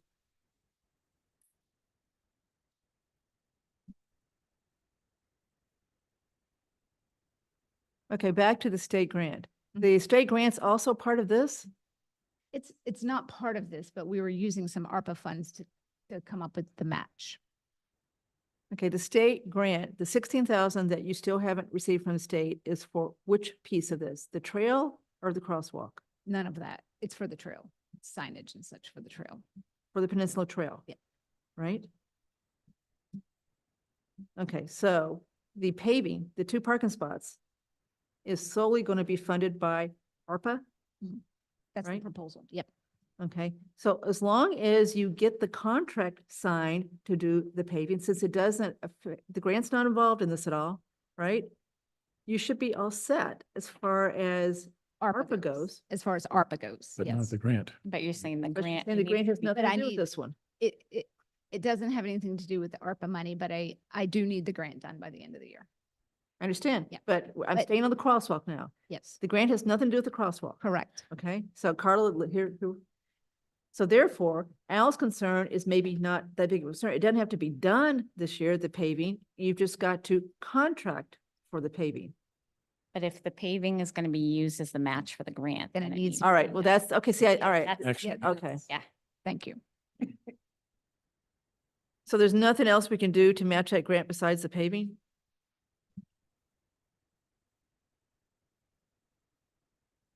That's a DPW question. No, it's a money question. It's where we would come up with the difference. If we can use the engineering services, that's a done deal, and then I would be short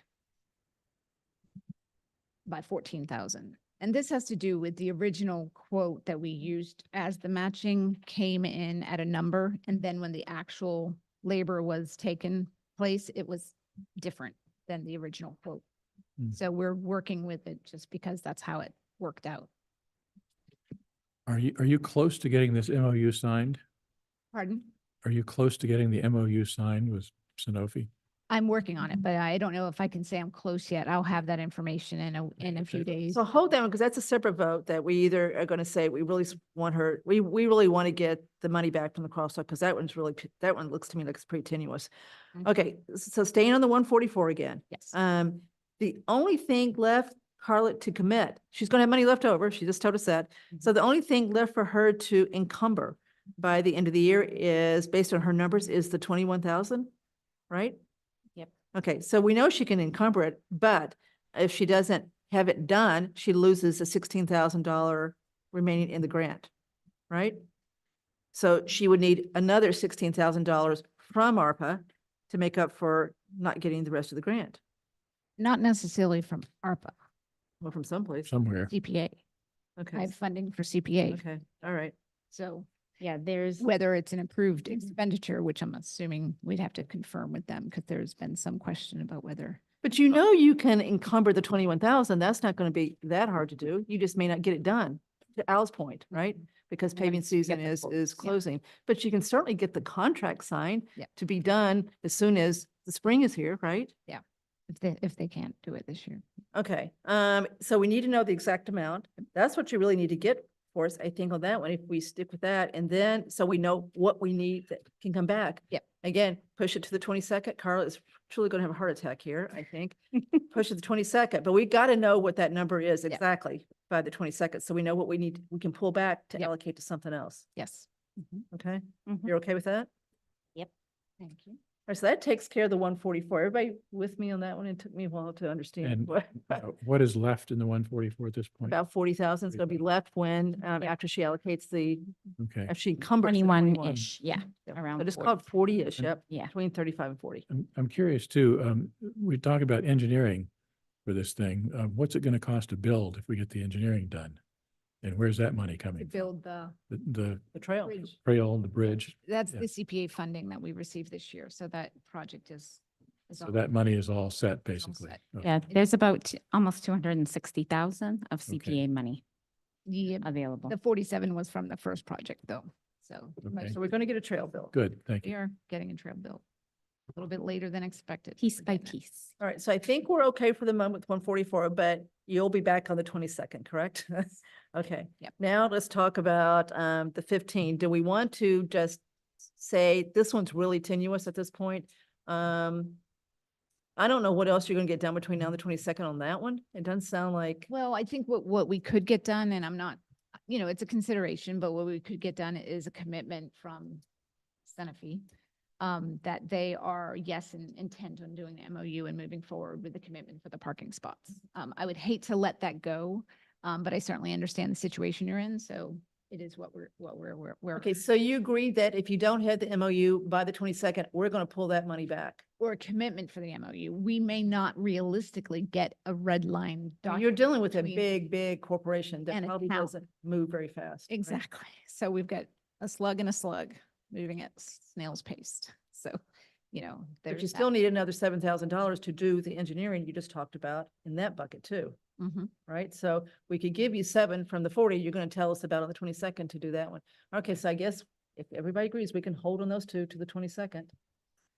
Yeah. It does sound like this 15,000 for the crosswalk is, Well, it's not going to get built with a 15. She's now just talking, spending Engineering. 22 on engineering the crosswalk. Yeah, and the concept plans and getting prepped for the permit and getting everything in ready mode.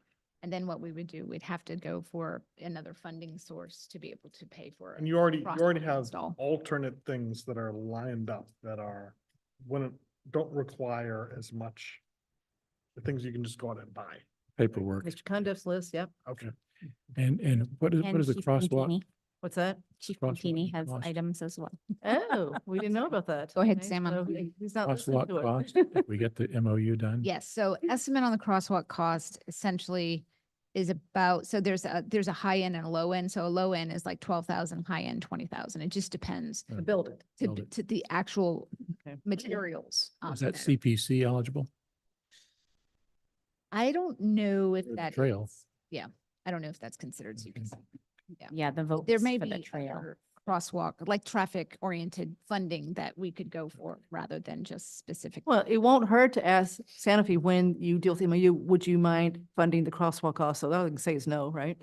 Yeah, I might have put something forward already on that, but I could certainly share that we have more information now and, you know, we're further down the road, so I could certainly. It put gives that out employees a there. chance during the day to go for a really nice Oh, walk. there's a win-win here, Yeah. for sure. I'm joking about that. I'd ask them.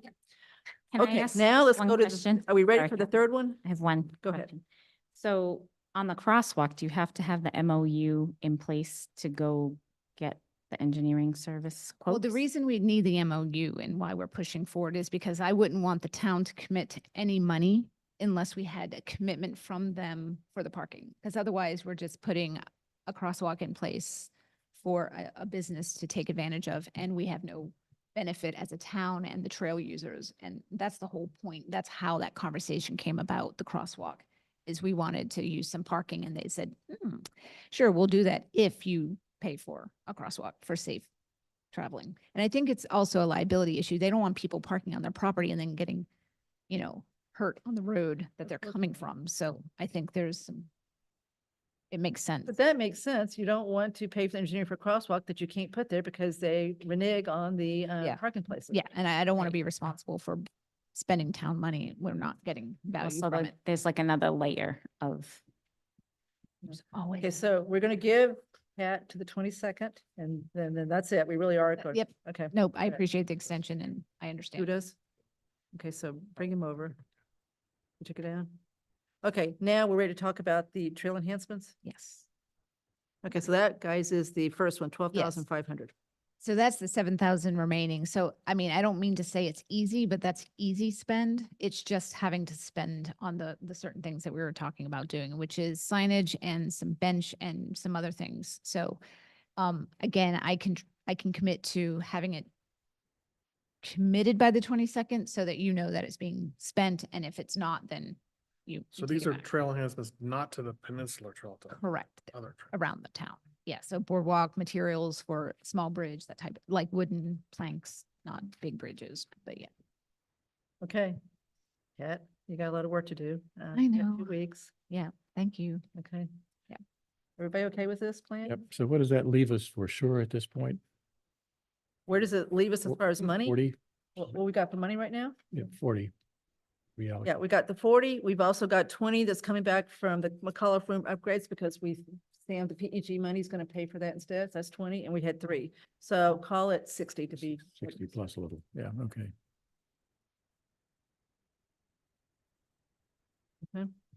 Any other questions? Okay. Good Think luck. we're okay, Carla? I think we're okay. Okay. Okay, so Thank that's you for it your for help. Kat. We still got to talk a little bit more about ARPA stuff, but that's it for Kat. Okay. Thank you for coming. Thank Yeah, you. no, thank you for your time, for your patience and for your understanding. I'm gonna We move like on. our trails. Okay, so now other ARPA matters. So if you got, everybody got their spreadsheet in front of them so they can see? Okay, so,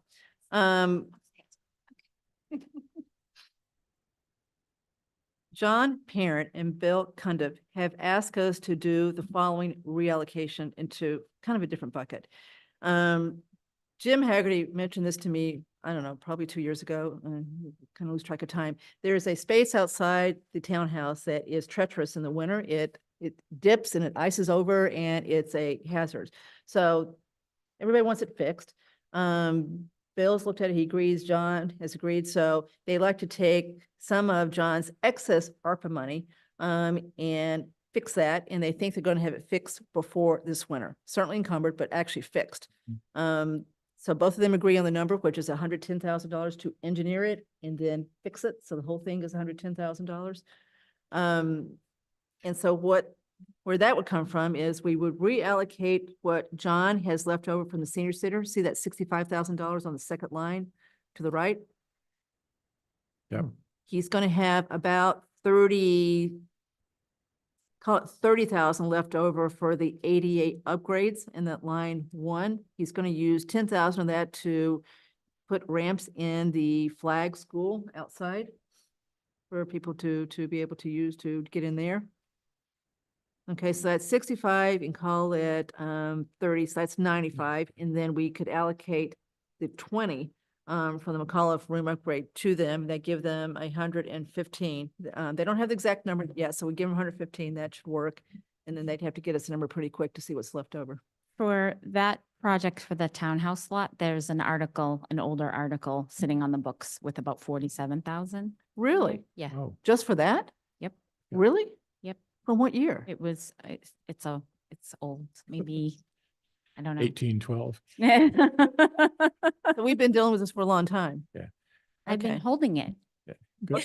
So then there's gonna be, we don't need to allocate the two, so there's gonna be plenty of money between what John's got left over for the senior center and what he's got left over in the ADA to do the work back there if they use the 47. Right. I think the issue is the firm numbers, you know, I mean, that's what John's actually gonna have left, Mhm. you know, they think that the 110 is a real number, but they're Mhm. gonna go out to bid for the construction piece. Do they know about the article? Yes, yeah, we've talked about the article. Oh, Because neither one mentioned it to me when I've talked to them both in the last 24 hours. oh, good. So neither Okay. one. Okay, so they don't need the whole 110, they need 110 They less don't. 47, Yep. Yeah, right? You agree? yes. Yeah. Okay, so we need to vote to move that delta, right? Hmm. To, okay. Does that include both sides, the east and the west? Because the west side is not perfect either over there, I don't think. I think But- it is the west but side, there- but let Bill say. This side over here is the east side. That's a real problem over I this- thought it was the west side. Jim, is the problem the west or the east? East? East, yeah. Yeah, this is worse. Yeah. This is east this way. Yeah. Hello, Mr. Cundiff. I'm trying to figure out what's east and what's west. Good evening, everyone.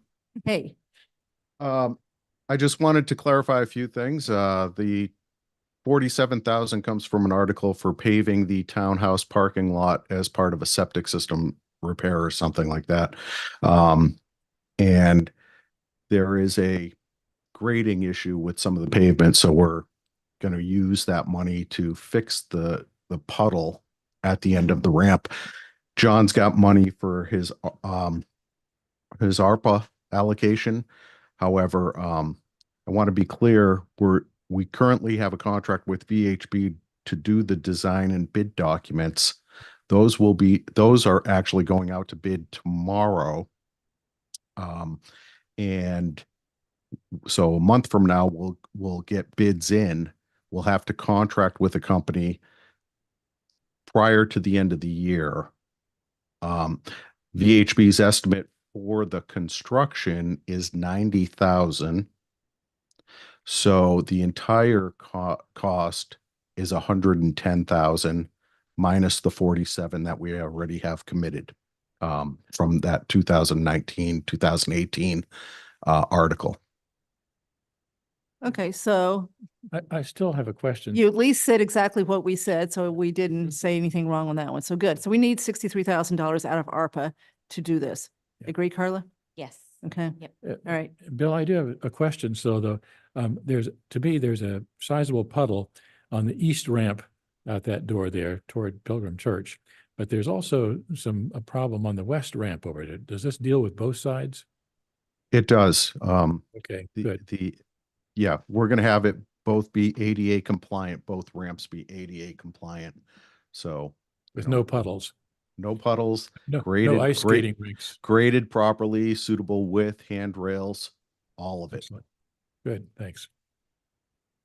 Okay, so I'm trying to keep this understandable. So the motion I'm going to make is to reallocate the excess money in the senior center bucket, which is 65,193.13, to a new bucket to basically fix the problems in the townhouse parking lot that we believe is going to cost $110,000.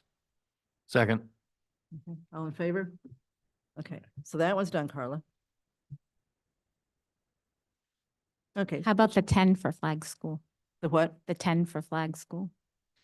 Yeah, let's do, well, but that's ADA, so that's in the right bucket. I mean, it's ADA, facilities related, so that's in the right bucket, Okay. okay? But now he is gonna have money left over. So my next motion is, so Sam, you want to explain what you would like to see done at the transfer station? Yeah, we have automated electronic or external defibrillators at various places around town for people having a heart attack, places like Senior Center. There's one at the DPW office, townhouse, and several at the Public Safety Building. And we don't have one at the transfer station up in the pit area. And so if somebody had an event in the pit area or the swap shop, staff would have to run down to the DPW office and get the door unlocked, particularly on Saturday, for example, get the run back up. And that's the kind of thing that 4 or 5 minutes can make difference between life and death. So having one that's more easily accessible there, I think is a good investment here. And those cost anywhere from $1,500 to several $1,000s. And I guess I would have a question for Chief Puntini on this one in terms of what kind of AED we should buy if we're going to do this. I know there are ones that have a continuous connection via web link or a cell phone link. And the basic ones don't have a link to the internet or whatever, which seems to me might be sufficient for this particular use. But the more features you build in, the more it costs. So I'd like to figure out what the right unit would be. And yeah, if you have any input on that, or if you need to think about it or study it some, that would be fine too. But I'd like to know what the right number is to think about funding this with. I don't want to be underfunded. So. Okay, and sorry, just if you don't mind, repeat the original question. I Okay. know I heard AEDs. Yeah, I want to AED. make sure I get it right. We have AEDs around town in various places, here, Senior Center, and so forth. Right. So to We have upgrade one those. at the DPW office down at the lower level there. And so my theory was that if somebody has a heart attack at the pit or the recycle area or the swap shop, Mhm. by the time somebody knows what the problem is, runs down, unlocks the office, figures it out on a Saturday particularly, and gets back up there with the unit, it got to be 4 or 5 minutes, which to me is life or death potentially. So if we had another unit at the pit in that office there, that would shorten the response time. And I Yeah, think would be a useful investment here. Yeah, so more AEDs in the community are always better. You know, the ones that are connected to a cell service that give us a direct signal, there's value there, but I wouldn't really hang your hat on that. We really try to train the public to always follow up with a 911 call. Yeah. That's where we're going to get detailed information. Yeah. You know, we're probably going to send a different response Mhm. to something of a confirmed CPR in progress with an AED via 911 compared to just getting an alarm at off an AED box. Mhm. So, you know, there's value to them, but I would just hate to see a false sense. But of- having the basic capacity there to respond quickly is sufficient response at this point. Yeah, the important thing is bystander CPR. There'll be applying people AED there. As quick as Yeah. you can. Yeah. And then, you know, follow up with the 911 Okay. call. There's a lot of different AEDs out there. They're all good. You know, read into and I can assist you, read into the service contracts with them. Some do not require a service contract per the manufacturer. They strictly say as long as the self-check is okay, consider them good to go until otherwise. Yep. Where some may require an annual service contract. So, just some stuff to consider. Okay, I guess my proposal would be to, and I've looked at some of the prices, something like, $3,000 max should get us a very functional unit and probably less than that. So, and then my proposal would be to allocate $2,500, $3,000, get input from the chief and his staff about what the right unit to purchase is. And once we do that, we can circle back and reallocate if we need to. So can this get done pretty quick? To purchase an AED, yeah, Yeah. I could have that done in a matter of a week if we pick the model. Yeah. Okay, because we do want it done quick if we're going to do this. Yeah, that's usually pretty in-stock type of equipment. Yes. So get, an AED, maybe a nice weatherproof box for it and some accessories. A case to hang in the office at the pit there. Yeah, exactly. Wherever you'd like to hang it, something nice and wall mounted. Good. Marguerite? My other question would be, it seems like it would be a good way to use up any remaining bits of ARPA money if there are other places in town that could use these. I've looked around, Marguerite, and I think we have them at the playing fields now. And there's one at 21 Highland, for example. And the schools, I think, have them. So I couldn't think of any place else where we didn't have it at this point, but if you know someplace that, Does the library have one? I think they do, but I'm I'm not positive. sure in the library, maybe a suggestion and, I can try reaching out unless somebody else has a better contact, is some of the local youth sports. So through the schools, just from personal experience doing CPR classes, it's nice to see when the teams actually have them. And so not just kind of reliant on it being at a field, but the teams actually traveling with it if they have away games. And, I think that's of some value as Yeah. well. I don't think we have a lot of money to do this with. I was looking. Yeah, let's not get this too out of control here. Just a thought. But library is a pretty good idea too. We should check the library, yeah. I thought I remembered there was one there, but we should certainly check. So maybe two of them max then. All right, so we can allocate 6,000 tonight, everybody agrees, right? And Marguerite, you'll check with the library to see if there's one and let Chief Puttini know that he needs 2 instead of 1. Would you like me to maximize the 6,000 if, or you want to hold it at two AEDs? Yeah. up to- Probably 2 max, unless your staff is aware of someplace else that's at substantial risk. No, that's fine. Like I said, That'd just be for the sake considered. of speaking about ARPA, like, Yeah. if you wanted. I would No, suggest we simply leave it to the chief's judgment that Yeah. he's got a budget of Yeah. I'll do the best- $6,000. I'll do the best I can and distribute them through town with 6,000 unless you want to say no 2 AEDs and spend up to, and then I can, turn whatever back. Okay. Kathy, can we vote the 20,000 coming back first? Because we Yes. didn't do that. Yes, Carla. Okay. I guess, is it possible for you to get some feedback to us in the next couple of weeks here? about Yeah, what the I'll plan- what work the on that plan this is? week, next week. I mean, the basic ones, I think are about $1,500, something Correct. like that, and then it goes. up Okay, from there. these are easy. So can you come back and tell us so Sam, will you take charge of Yep. this on the 22nd? You tell us what we're going to, Yep. what we're going to vote on? Connect- Okay. I'll get some numbers and reach out in the next week. Good, Right, thank so you. we'll vote it then. Okay, Okay. Okay. Good. All right. But I will, Thanks. you may hit to remind me again, but we will put it back in first and then vote it. So thank you, Chief. thank you. Okay, so, Mr. Cundiff, if you're listening, it looks like you're gonna have probably another $100,000 of ARPA money. I've got your email with all your list, so you may want to look at it again and see, if it's the right order. And we can talk this week. We won't know until the 22nd when we hear from Kat McKee again. But I know we're gonna have 40, and I know we're gonna have 20 less whatever the AEDs cost. So we're gonna have at least 50 for you. Well, and then John should know his numbers more firmly Yep. on the 22nd. But that is it. That's The it. 22nd, If okay. you want to allocate the 50 now and then we do the delta on the. Well, I didn't 22nd. bring my list for one thing, as far as what Bill wants, because Yeah. we needed to hear from Kat first to really know where that was going. So I want to get that out of the way. So I would, Al, if I brought the list, but I didn't. So I'd say we wait to the 22nd, but that is it. We are going to finish allocation that night. Yeah, all that is easy spend or. Yes, encumbered by next believe me, year. he understands the rules. Okay. Yep. good. Okay, so yes, the answer is yes.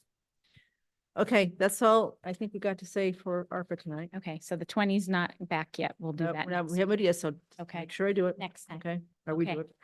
Okay. Okay. Thank Right. you. Have a good Thank day. Now, you. before we move on. Yeah. Okay, before we completely leave the ARPA topic, I just wanted to pass on that at the first meeting of the 21 Highland Future Use Committee, there was some discussion about um, is it and actually, I think this is even in the charge of the committee.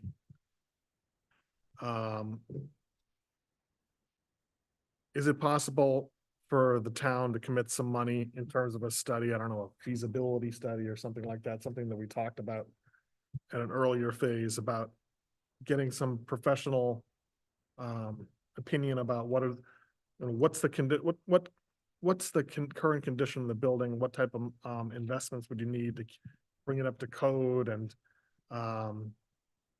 keep it, running for the next X period of time?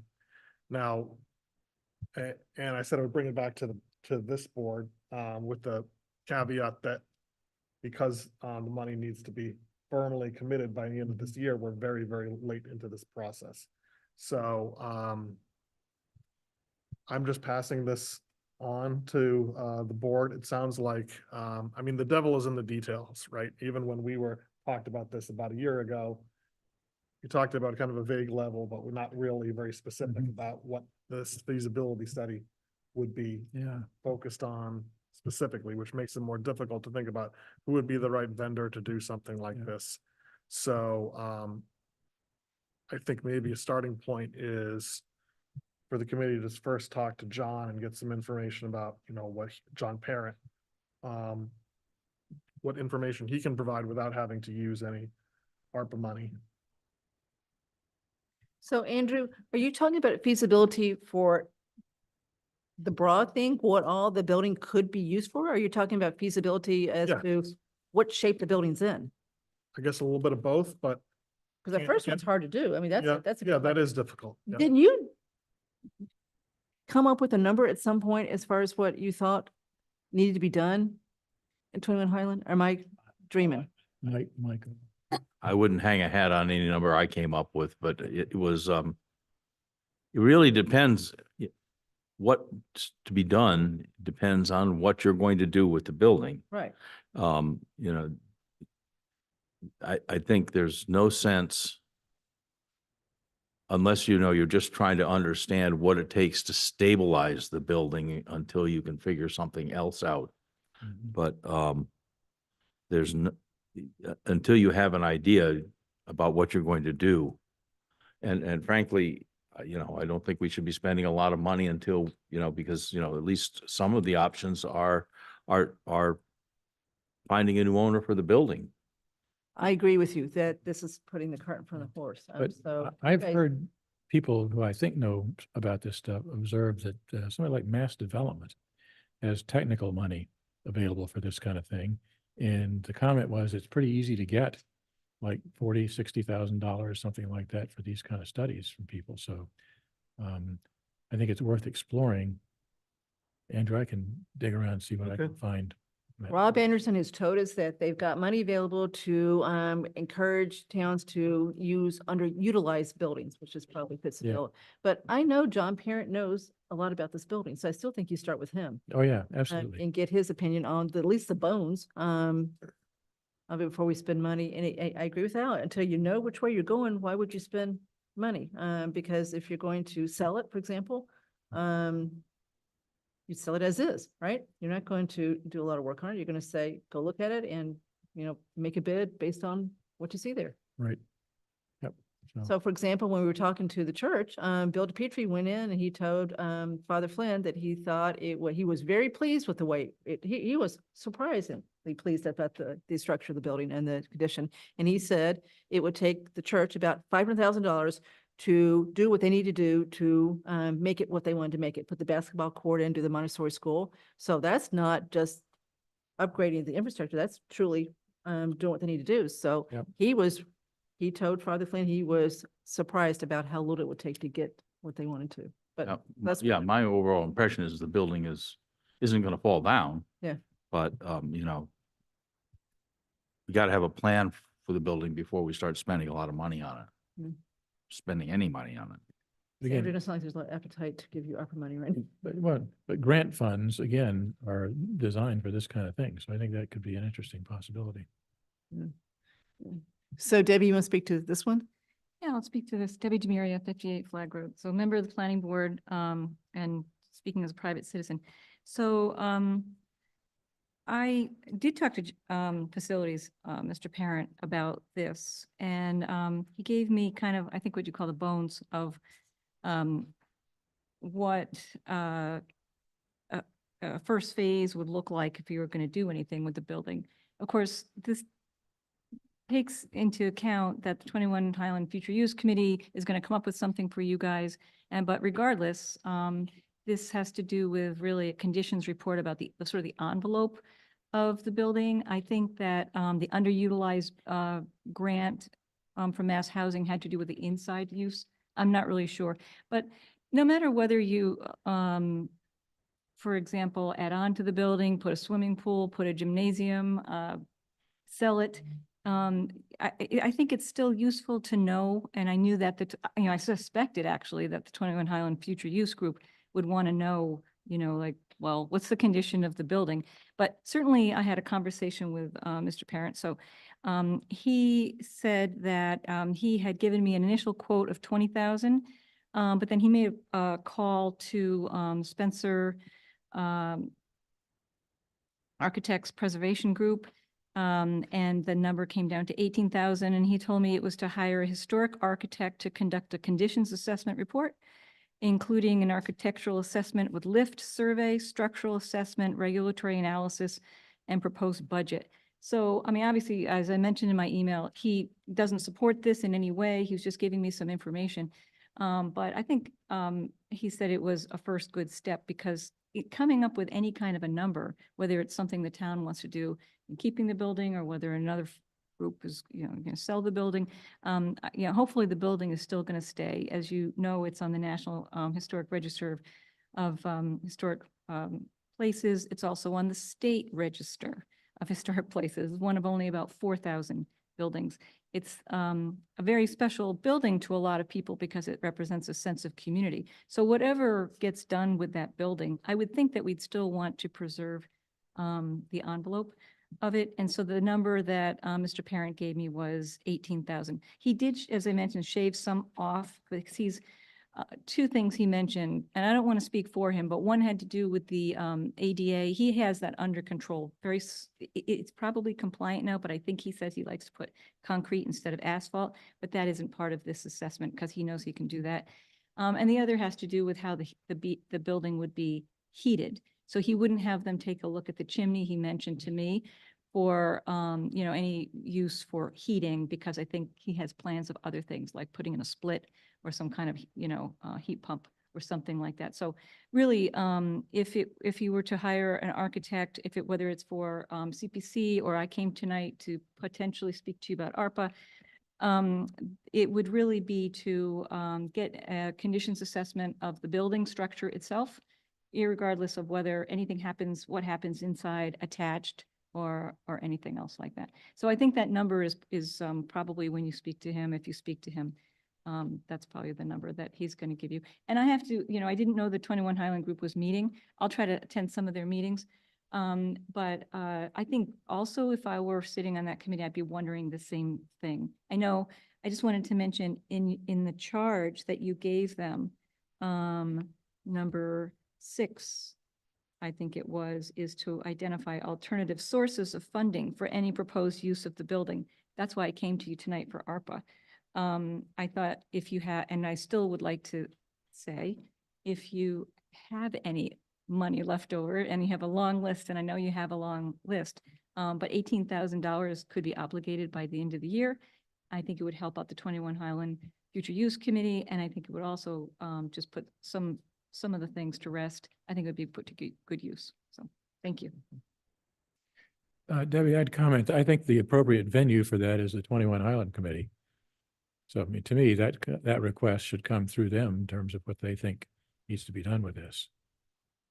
Well, as you know, I put in a CPC application, but I do plan to speak with them as well. Okay. Yeah. And again, I'm infused by the CPC application because you need site control for those things, and the town owns that building. So yep. I'm puzzled as to how that works. But again, I think that the 21 Highland Committee is the right place to initiate that kind of request. Yep. And obviously that's late in the game, so I don't know when they're gonna meet next. Oh, okay. Yeah, I wasn't even aware What that. I will do is I will send an email to the committee that just summarizes the discussion that we've had and let them know that our next meeting is on the 22nd. Mhm. So, I mean, there was only a first meeting. Yeah, It didn't even result in the election of a chair yet.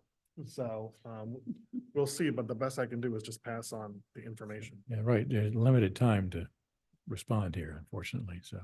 And Lynn Spencer, we know well, right? She's the one that's hired to do the historic architectural assessment. Sure. So it Yeah. sounds like you're already assuming that's what, but anyway, so it sounds like that's way the cart in front of the horse. But Andrew, who's gonna, not to beat on you, who's doing the minutes of that committee? If they didn't elect anybody? I think someone volunteered, but if you ask me exactly. Yeah, well, you're not on the committee, so it's not your, That's not right. your issue. That's right. Yeah, This isn't a quick question. if we were to seriously consider this, I'd like to hear from Mr. Parent directly. Yeah. Yeah, I agree. Okay, so, I think we're ready to move on from ARPA. Yep.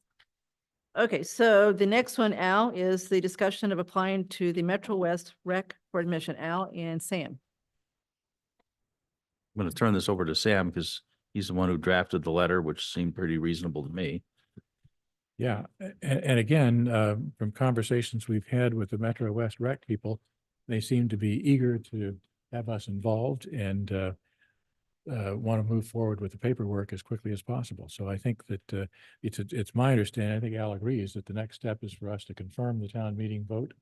And we want to go forward and let's get working on the paperwork, including the MOU or the IMA rather, for the rec.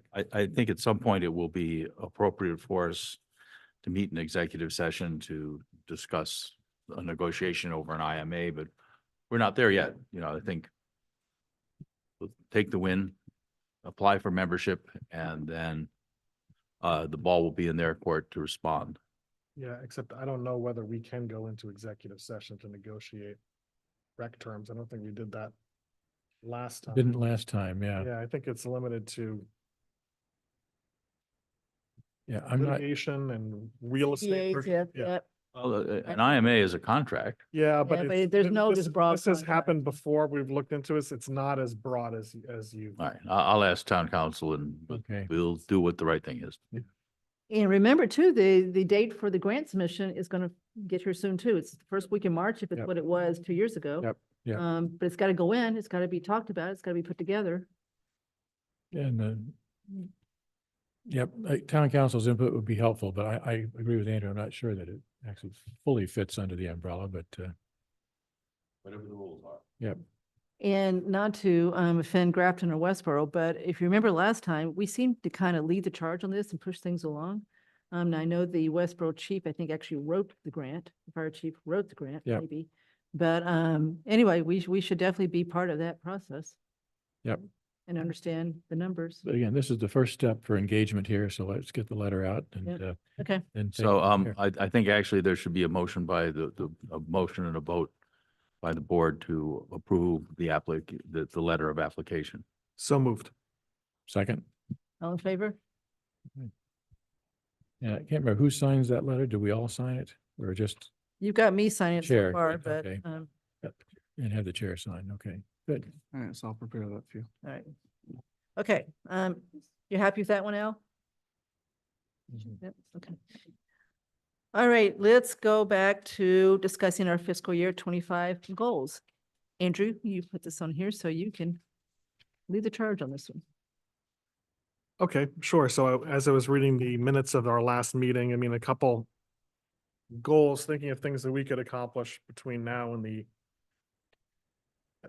the next town election, let's say May 2025 are we had talked about this state of the town report idea.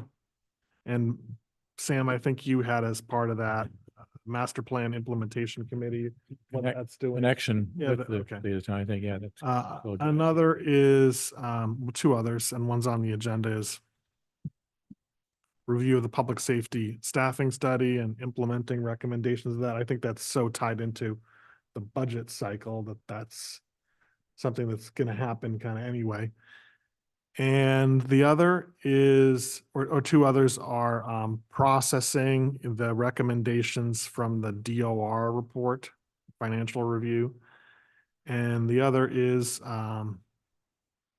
repairs to the old burial ground before the tricentennial. So we know we got the railing, or that's more of the town common. That CPA application is in. So I thought, Kathy, if you thought it made sense, people could just volunteer to lead the charge on 1, 2, or 3 of these. And because I think we always have a little bit of an opportunity between now and when we really gear up in the budget cycle to get some things done. And that's a way that we could move forward on these. So I could raise my hand to work on this kind of state of the town idea and maybe thinking about how you would publicize it and what the form of the report would take. Obviously, then we'd have to work together on what the content of this report is. That would be important, but that's something that you set a goal to do at kind of the beginning of January. And if it's the case that we do this and not a lot of people tune in, or there's not a lot of views of the video, that's fine, but at least we're trying. No, it's outreach, yeah. Exactly. I'd be happy to help from the master plan side. Okay, yep, So you two take that one? sure. It's Andrews, I'm the assistant, so. I'm the spear carrier. Andrew's leading the charge. Alright. So, what about the old burial ground work? And I'm looking at the person who I think would do a great job on that. There you go. Will do. And of course, work with Kevin Miller, right? Yep, and also Sally Waters is extremely helpful. Yeah. And I've also been talking to Bill Cundiff. In fact, actually today, they've cleaned up some of the woods around there, but there's a little bit more that's still needing attention. So, and that's good, but that doesn't go to the issue of the stones. So we'll see. And can I speak to the bylaw compliance also? In a minute, you can. Let's get through Andrew's new list here. I have a question about the old burial ground. I'd be happy to help with that standpoint of the trust funds. Yep. So I think you need Sam because he Yeah. knows where the money is buried. I guess that to me there, and it's not in the old burial ground. Hmm. I think that the process is that some sort of a plan to say, here's what needs to be done. And then a cost estimate and maybe a phased plan over time, because probably there's a lot more to do than we can afford immediately. And the trust funds are good on spending a little bit of money out of these funds, but not large amounts typically, because they want to protect the principal. So if there's a plan that I could take back to the trust fund committee and ask for funding, I think that would be a useful process to follow. Great, okay. Sam, related to that, I think related enough, I can bring this up. I was talking to someone yesterday who's involved in CPC, and they, I think, are going to want the trust funds to pay for what they can pay for as far as there's an application to CPC this year to do some work at the rural cemetery on the water tower. Water tower, yes. Yep. And so I think they're going to come and ask you guys what you have available to do that first. Okay. Before they commit. So just get ready for Okay. having to input. Yeah, their- there's one fund that is limited to the rural cemetery and another fund that is more general to town cemeteries. So it depends on the source there, but there's money, but not, hundreds of thousands of dollars, but at least some money. And so we can figure out what makes sense there. So I don't know what the amount is. I know they also, the retaining wall on the rural cemetery. Yeah, that's a big one. That was, they had an estimate for that. There's a stone wall at the south rear side of it that is in fairly bad shape apparently. And they had a study done on that some years ago, and it was like $50,000 or $100,000 or something. So What I heard about that was that there are graves beneath it, so they can't move heavy equipment in there. And the water's frozen and melted enough so that it's bulging, push the wall out. but you can't put heavy equipment on top of it. Okay. Okay, so we did state to state, we did Old Burial Ground. What was the next one, Andrew? DOR report? Yeah, we definitely, so I'm happy to work on that one. Anybody want to join me with that one? Al, you want to do that? Okay, so Alan, I'll do that Yeah, one. there's a lot of good stuff in there. Yeah. And I think the challenge is, how do you phase that out? Because they're good things, but not going to happen immediately. Yep. And Al, we should probably work with advisory on that one too. They're certainly interested. Two or three big ones. Yeah. They probably have to break it into about 4 parts. Okay, so that's it for the Sure. minutes. Okay, now can we go back to the old ones because I have made progress on my goals and I want credit. Sorry. And Marguerite, you'll We're out get of credit time for- tonight, sorry. So last time you recall, Andrew was very glad to check off his submission to the CPC.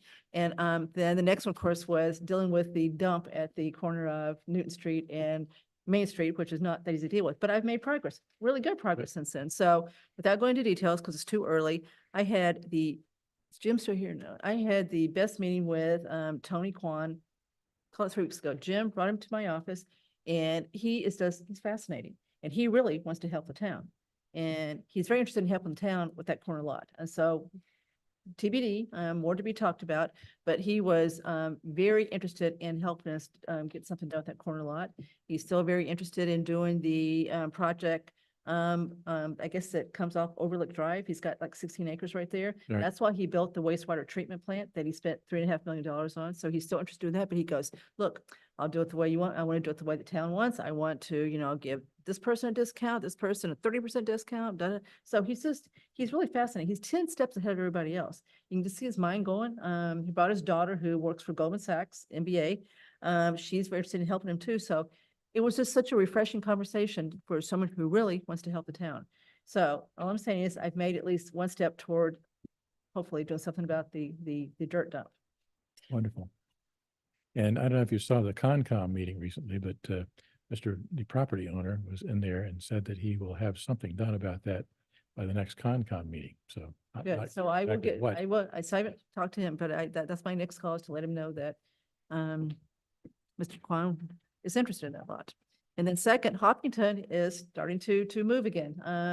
So they are actually forming for lack of a better word, some type of committee to actually deal with this. But they have now authorized Tim Tees to go to 50% drawings. So they're spending a ton of money, but they've acknowledged in an email that we have said, we're not going further until an IMA gets sent. So it's actually an email from the town manager. So it looks like they really are starting to try to get this going. They actually mentioned our article. So they want us to go ahead and do that piece of it, but they said in it, they acknowledge that a letter's been sent that says no until we get the IMA sent. So I actually think that may be starting to percolate again. Okay. Good. All right.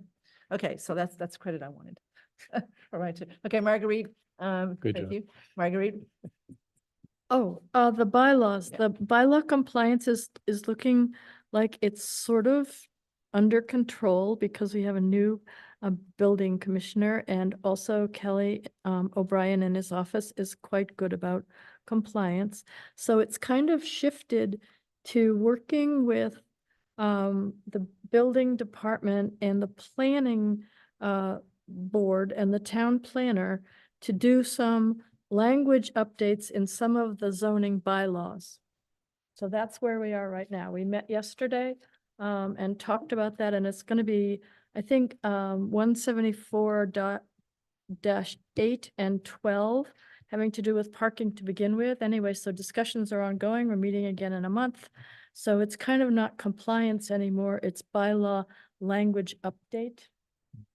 So I think that's all very worthy in looking at, but the original thing that I think we were looking at was like a website functionality, right? Yes. Yeah, so that this has drifted a lot from it. to Well, the website where it's- functionality thing, if I can say. Yep. It was, the DPW investigated it and does not want it. Okay, so I think that's basically, Mission accomplished. well, not mission accomplished. Well, I'm not sure it's an accomplishment, but Just they're NA now, maybe. Mission Yeah. closure. Yes. not applicable, but Huh, so I don't want it, huh? No, they didn't want it. He had first thought it would be a good idea, but he did some more research, Bill, and decided that it would be, they've got a system that they're using now that works okay for them, and it seems to be. And so I guess the bylaw compliance is, it's either going to be that or it's going to be building department with lighting, noise, et cetera. I just think that the three goals that we talked about were, this is a realistic set of things that we could work on between now and, let's say, Yeah. April. But doesn't prevent you from Yep. continuing to doing what you're doing, because they're probably, that if there's some low hanging fruit that we can tell, and parking has come up in several of the recent new tenants. For sure, as far as issues go, that did seem to be kind of antiquated as far as how it's looked at. So, yeah, and Al's asked Dave Ferris to weigh in as far as things that they think might be low hanging Right, fruit. right. So keep going, right? And see what we can come up with. Okay, so I would say bylaw compliance, okay, that's sort of not a thing, but bylaw language has been pointed out. In several places, the code is from 1980. And it's also, as Chris pointed out, it contradicts itself within the code. So As does state law, so nothing new. anyway, so that's where we are. But to be clear, the true zoning, big zoning project that we know we need to do, that's not what we're talking about here. We're just talking about some specific things that might improve things and help people get into Right. spaces faster, et cetera, and easier without. And the planning board actually had a discussion about that at a recent meeting. They had a PowerPoint slide that says, here are some of the things we need to think about doing. And some of those things on the list that you're talking about here, Marguerite. So I think there's some momentum around that to maybe come up with some suggestions, I would hope, for next spring's town meeting to say, here are zoning bylaw updates that we can start moving on and get a few of these things incrementally done. I think that'd be very productive. And Mimi's working with her, so Yeah. she's got me. Yeah, we are. And one of the issues was shared parking, where you don't need quite so many parking spaces if you've got businesses or residents mixed, where certain people will be there in the daytime, but then they'll leave, and then other people will be there in the evening. So the issue was, you don't need to completely slather all these parking spaces in. What you do is you leave part of it trees and whatever, and if it becomes clear later on that you will need parking spaces, you can turn that into it, but in the meantime, you've got grass and trees instead of just more parking than you really need. Asphalt. Yes, All right. so that was a big one. I think that's what we're working on right now. So you think we've covered that, Andrew? Yes. Okay, all right. Okay, the last one is the start of the review of the public safety study. Come on up, chiefs. The big event.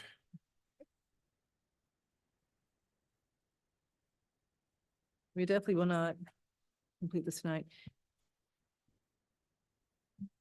So we've got a second lieutenant, right? So check that one off. So what I thought we'd do next is just hear from both of you as far as, what you think of the study, where you think we should go specifically next, knowing that, we can't add 10 people overnight. This will have to be done incrementally, and with a lot of thought. So maybe hear from you two first, see who's got questions. Anybody else wants to make a comment, and that's what we'll do tonight. And then this is going to continue. Okay, so we'll start with you, Chief Newell. So obviously, we were happy that the study recognized the needs of the department. It was a very thorough job. They went into a lot of formulas and breaking down exactly, showing, hours worked, how much training and everything can take you out of the rotation, not be on patrol. I did put together a little bit of cliff notes. I can kind of go through those kind of quickly. So it's, Sure. it's a long study, 35 pages for just the police side, 7 pages for the dispatch side. And then, for the fire department is a whole other section. So there's a lot of material, but I was very happy with the way that it was broken down, and kind of a very thorough job. They recognize the commitment that we have for customer service to this town, which I thought was great. They really went into the calls and the base, like why we're responding to certain things and going above and beyond. Sometimes to our own detriment, because it appears that we're doing a lot more and have a lot more than we actually have. But that's always been kind of the philosophy that we have with our department. It's kind of what we have our field training officers drill into our new crews. So, also the community has high expectations for us. They really do. It's, you pay a lot in taxes and you have a certain expectation from our department and our policing and keeping the the community safe. It also recognized the retention problems that we're having and the discrepancy in pays and lack of specialty assignments that are keeping people in agencies versus going to other departments that are paying more, or offering more of these specialty assignments. So they did a good job of kind of breaking that down and where we're at in a comparable basis with other communities. And it really addressed the need that, the worry that I have about having a reactive department. As you see, like on our social media, we want to be proactive and get out there in the community and be a part of things. It's going to be hard if I have people working doubles, fill open shifts, and then they can't stay on for those additional hours.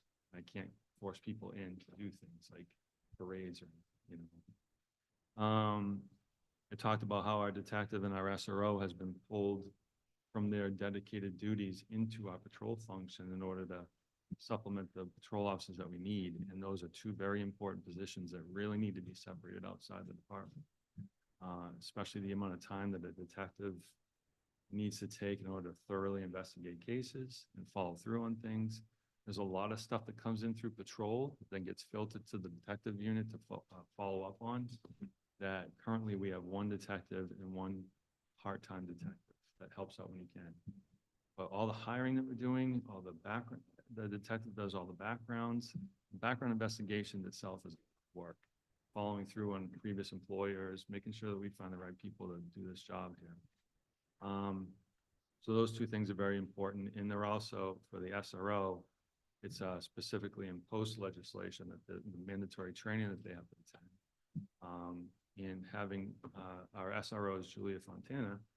She can't be dedicated in the school. She can't stay in the schools the entire time. She's handling calls. She's going to accident scenes. We're not able to provide the service that we want to for that position. And the study recognized that. It also recognized, you know, yes, we have a population of 10,000, a little bit over, but it also recognized the amount of motoring transient population that comes through our town through Route 9, 85, 30, and the amount of calls it can generate just from those roadways themselves, whether it's a drunk driver that ties up 2 officers because of an arrest, or 3 because one has to wait for the towing company while the other 2 book the prisoner at the station. But when you have 3 on patrol, then that's all of our officers are tied up, which is, you know, a concern for the town.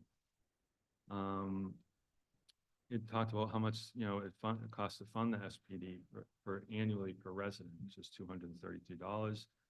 Talks about the high rate of calls that each one of our officers are specifically handling. We're up to about 900 calls per officer annual. And, you know, having more manpower would cut down on those amount of calls so that they can do more thorough jobs with the calls that they do have to handle and allow them for more time to be proactive on the road. Because arrests and those types of things causes a lot of paperwork. And it causes a lot of time sitting in front of a computer, putting reports, sending things to the court.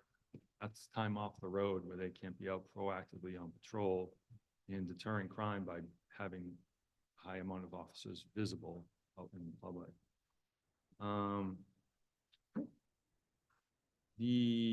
I covered all this stuff. And then, you know, again, they went through like a whole model of the breakdown of the amount of officers, the amount of hours that the officers are actually on patrol versus how much because of contractual obligations or tasks that they're not on patrol.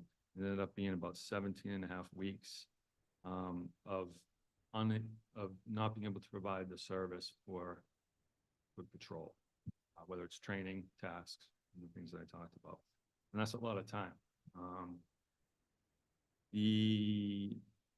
They went over the calls for service. They analyzed our calls for service. They talked about lowering the calls per officer. They talked about, you know, adding a second lieutenant, which is something that we very happily were able to address. That's going to be able to help us with the administrative part of the job and running and managing and organizing and having this department be a professional organization. It's going to be a huge help for us. And then it talked about, you know, this cycle that we're in when we're hiring, we're training, spending about $56,000 for the hiring process itself. and then they get into our rotation, and then we're spending a lot of money on training, most of it mandatory, some of it specialty, and then we lose them to another organization because of things like I talked about, pay discrepancy or lack of specialty assignments. But we need more bodies in order to open up those things like specialty assignments. Because yes, we can have them in name, but if the person can't dedicate the time to them, then they're just a name. Like the SRO, or if we want to do a drone unit or something different that's going to attract these young officers to stay in South Pro. We need to be able to do that. The loss of the officers that, you know, the amount of money that we've lost by losing these officers to other communities is about $500,000. And that's just money out the door that we've basically spent time dedication to making sure they, you know, go to the classes, get the training, get all the up-to-date stuff they need. And then they're here with us for a year, two, maybe a little bit more, and then we just train them for another department to reap the benefits of. One of our officers, we had him fully trained all the way up to advanced accident reconstruction, spent a ton of money on him, and then again, because another department was offering 90,000 walking in the door, they were able to take him and benefit from the training that we spent to get him to that point. Very frustrating as a chief. It's very frustrating for the officers that work alongside the people that are leaving. So we need to stop the bleeding. I feel that, you know, the study is really an in-depth look of the things that we need to do, Southborough.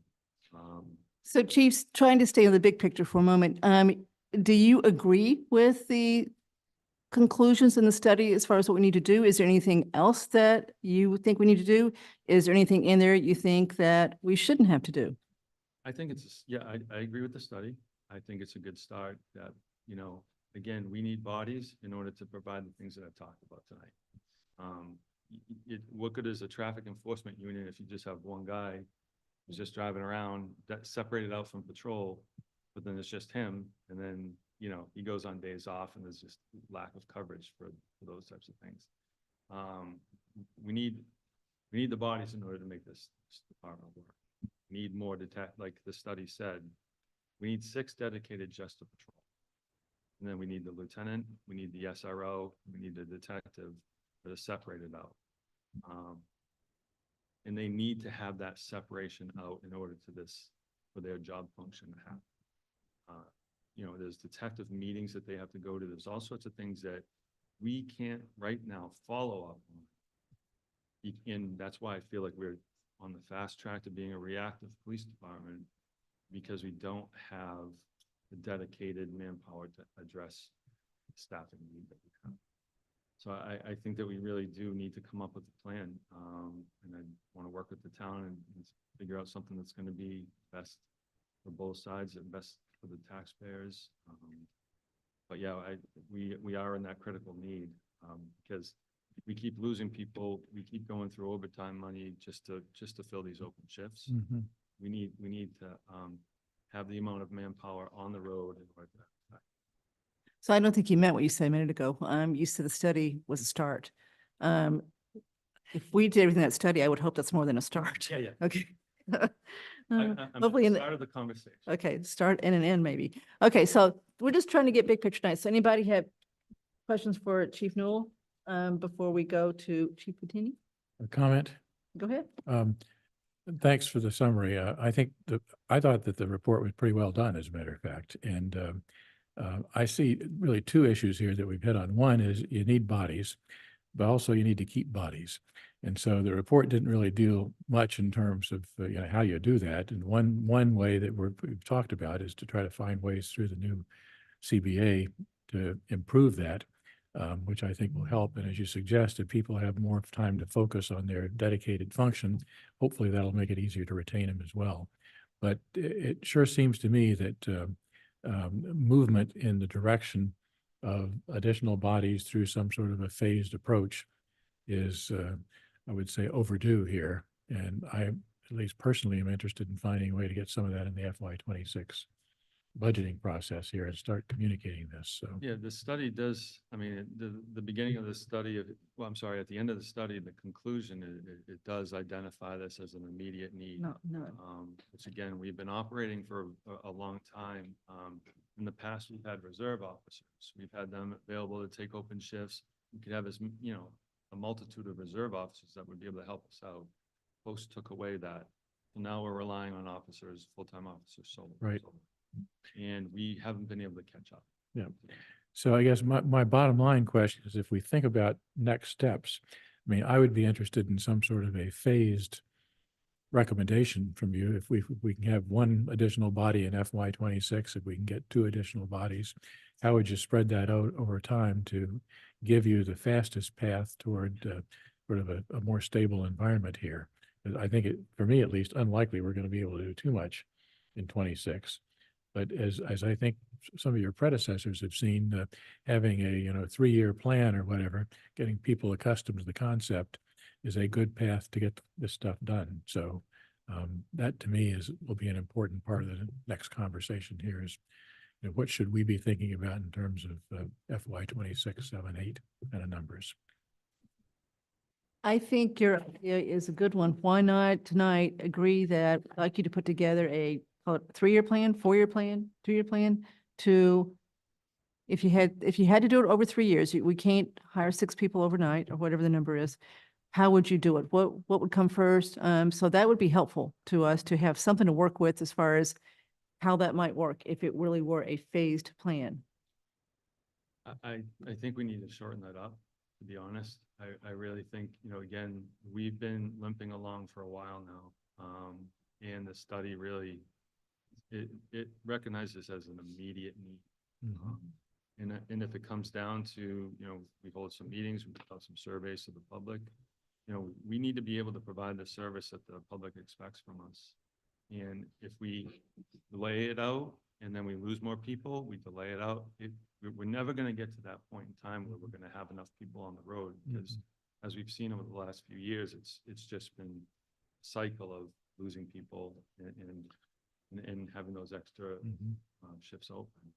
So Chief, my question for you, it seems like there's 2 problems. One is the pay scale and one is the number of people.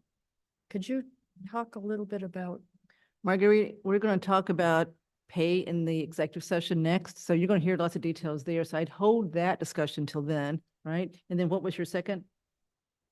I just was asking, you can hire people, but if the pay scale's not adequate, there it is, just saying. And then a lot of a lot of departments have the problem of like a low morale or they're losing people because of those reasons.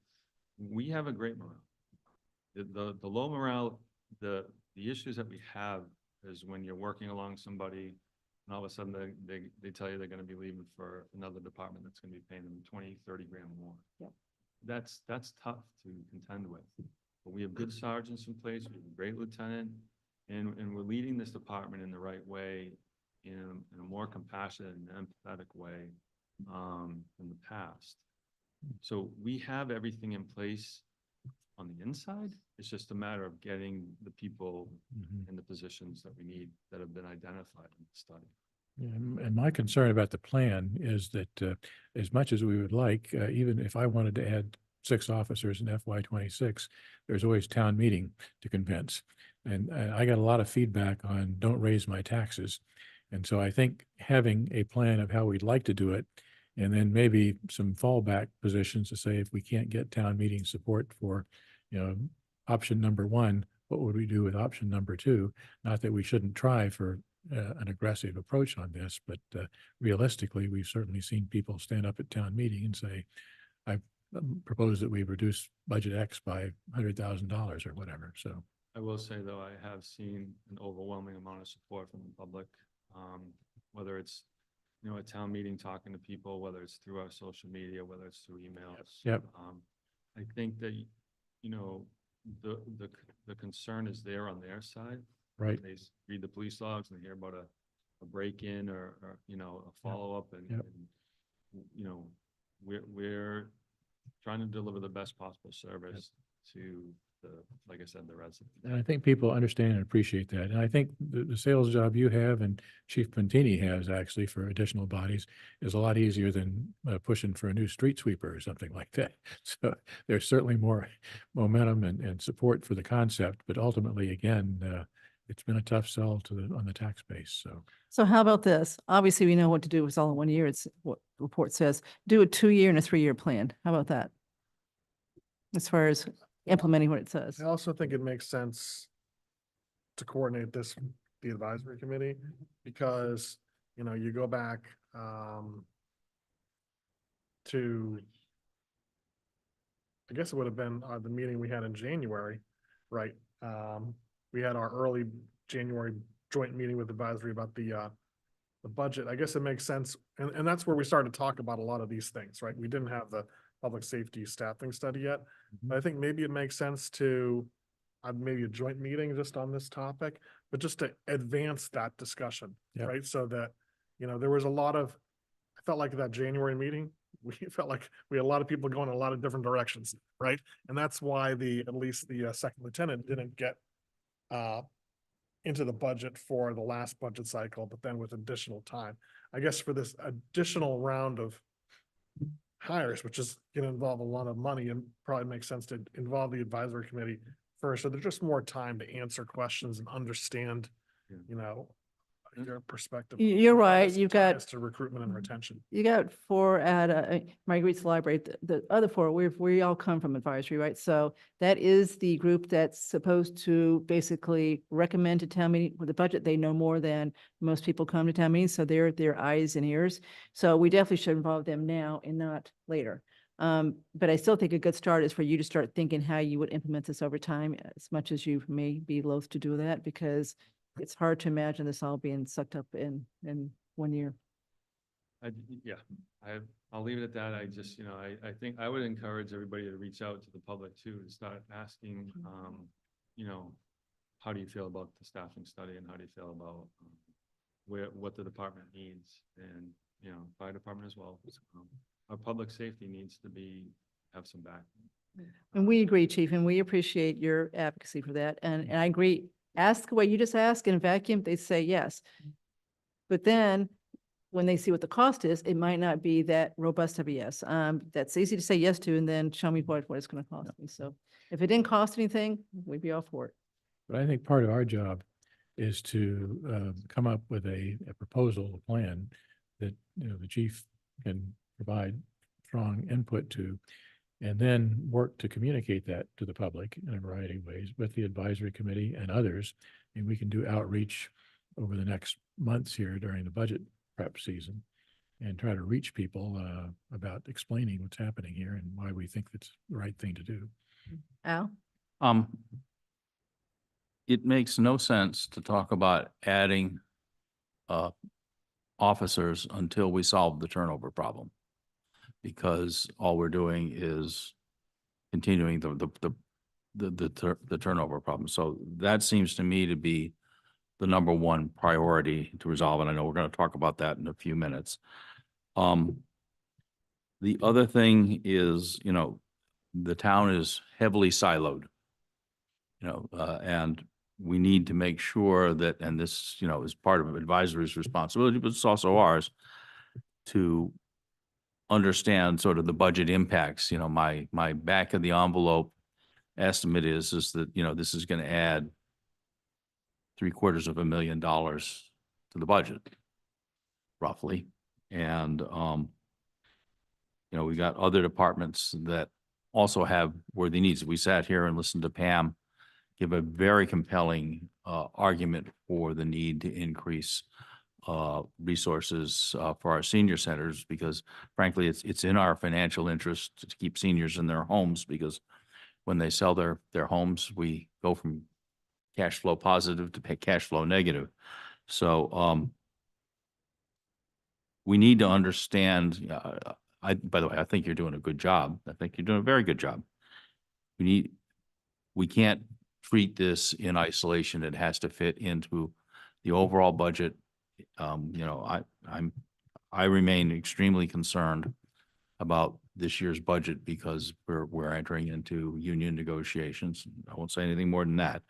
And what the taxpayers can bear. You know, we've seen over the last 20 years, something on the order of $2 million of budget shifted from the non-residential to the residential side. And that trend looks like it's going to continue absent some very substantial changes. And so I get the need. There are lots of needs. And we got to hand that against all of the other needs in town and the needs of people to be able to afford their taxes. It's, you know, it's not an easy job. And we haven't even gotten to the fire department yet. Madam Chair, may I speak? Of course. Thank you.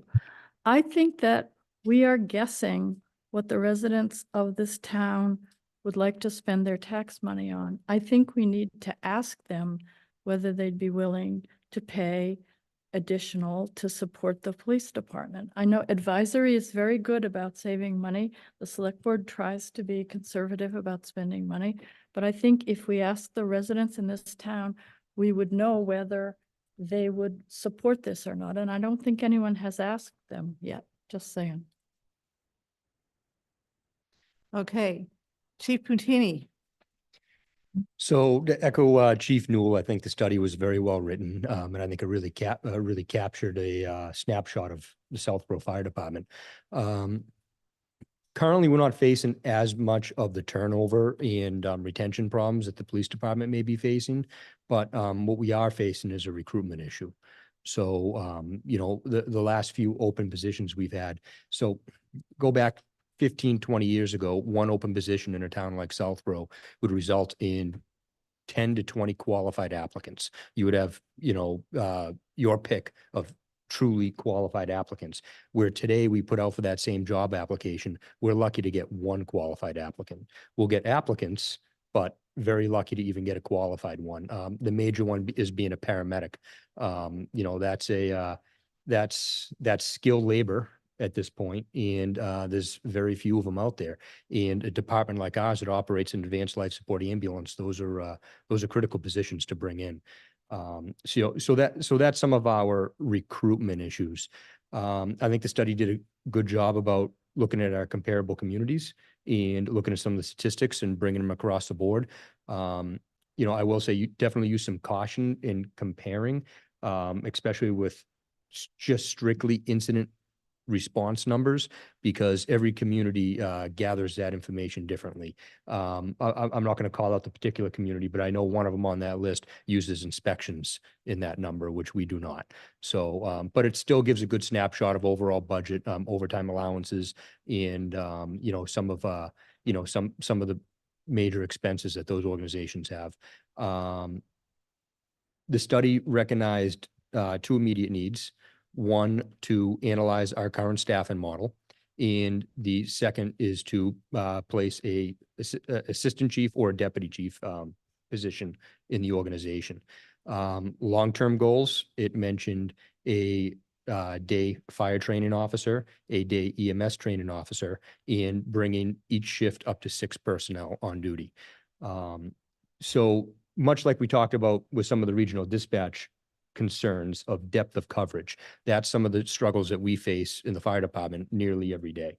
So you know, it's not necessarily the emergencies that we're responding to daily, it's the potential emergencies that we could respond to.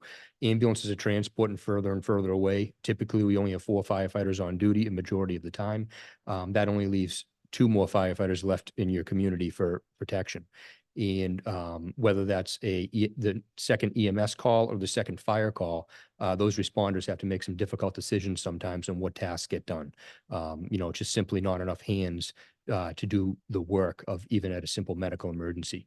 So, you know, some of the immediates, you know, there's ways we could make some corrections and improvements to address immediate staffing concerns without hiring new people, obviously with, you know, some sort of a financial impact. And the long-term goals is, you know, one of the big targets out there is the FEMA grant called the SAFER grant, and it funds 100%. More recently, it's 100%. It used to be 70-70-30 of firefighters for 3 years with no commitment to keep those positions afterwards. It's highly competitive. Northborough just received it a couple weeks ago. So it's something that I plan on applying for. If we could address some of the immediate staffing concerns with the bodies that we have on hand, and then, give me 2 to 3 years to apply for that grant for 2 or 3 times in a row and, kind of see where we're at. I think we have a compelling story and a true need where we would be a competitive applicant. Interesting. Al? Anything to add? No questions. Marguerite? No questions. Sorry, I have a question. Okay. What did Northborough do to get that grant? Is that something that we understand and can mimic? Yeah, so I wrote one that was awarded in Foxborough, and I've wrote 2 or 3 since. It's like I said, it's very highly competitive. So some of the larger urban cities seem to get it a little bit easier because they have the fire problem, they have the statistics to support it. I think it's selling our need with we're pretty unique with some of our pilot programs. That's an aspect in this community that's different than others. And just trying to sell. So it's a peer review panel down in Washington, DC, where volunteers from all over the country come that are all different parts of the fire service that review and score these applications. So it's really, pulling at their heartstrings and really showing our true need over somebody else's. Okay. So usually there's about 8, between 6 and 10 awarded in Massachusetts every year. Oh, so 6 to it's 10. potentially possible for us. Yeah, it's, nothing's a guarantee, but it's, Not like one for the entire East Coast, for example. No. So the grant cycle just ended. September 30th is a federal cutoff for the grant award, and they awarded 360 million nationally. So the money's there. It's just, it's just convincing our need over somebody else's. And I would propose the same approach that I suggested to Chief Newell, in that if you could put forth a plan that says, if we've got a 2-year plan, and maybe yours is a little longer horizon than his, but some way to say, here's a staged or phased way that we can actually get to the point of addressing these needs. And you might include the grant things in there as a potential, relief valve down the road here. Yeah, absolutely. Say, here's how we could approach it. That, I think, gives you a much more saleable package to propose to people to say, I've thought about it. I've got a plan in terms of we integrate additional resources in a way that makes the most sense for us going forward to get to the place where we need to go. I think that's a lot easier for me to take to people and say, this makes a lot of sense. It's important. Let's do it. And again, I don't argue with any of the conclusions in there. I think as for both of you in this world, minutes matter. And we've got some risk that we're dealing with here. So thank you. Andrew? I don't either, for now, but we will. Okay. That's- So I think this is, step 1 tonight, and then we will outline a plan, and we will certainly include advisory going forward, and see where we end up. Okay, all right, thank you. Thank you. Hey, thanks. All right, so let's see. So this is our second public comment. Anybody there? No? No hands up. Okay. All right, We've worn them down. yep.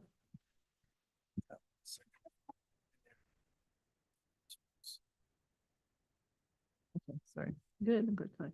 Okay, so we're going to enter into executive session per MGL Chapter 30A, Section 21, and not return to open session for the purpose of discussing strategy as it relates to a successor agreement with the police union using exemption 3, as the chair declares that an open meeting may have a detrimental effect on the bargaining position of the public body.